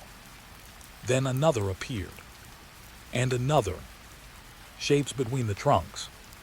People standing silently in the dark. I counted 7, then 9, then more. None moved. None spoke. They simply watched the cabin. Watched me. A deep feeling of dread settled into my chest. The missing family, the old search teams, the photographs, the footprints, the radio calls. For the first time, I began wondering if anyone who entered Blackwood Forest ever truly left. The wind picked up. The figures vanished behind shifting branches. Gone. Just like that. Night arrived fully. The cabin windows reflected darkness. The forest disappeared beyond the clearing. Only blackness remained. Then the radio crackled one final time.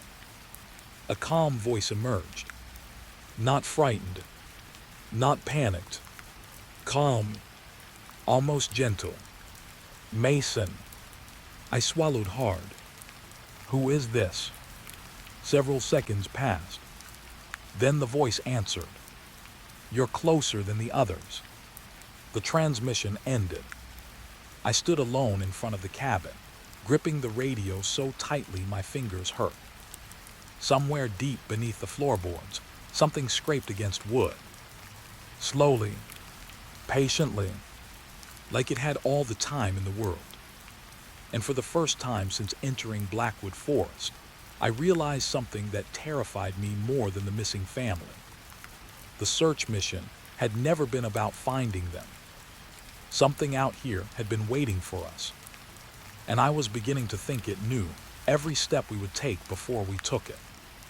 As darkness swallowed the clearing, another sound drifted from somewhere deeper in the woods. A human voice, weak, distant, calling my name. The worst part, it sounded exactly like me.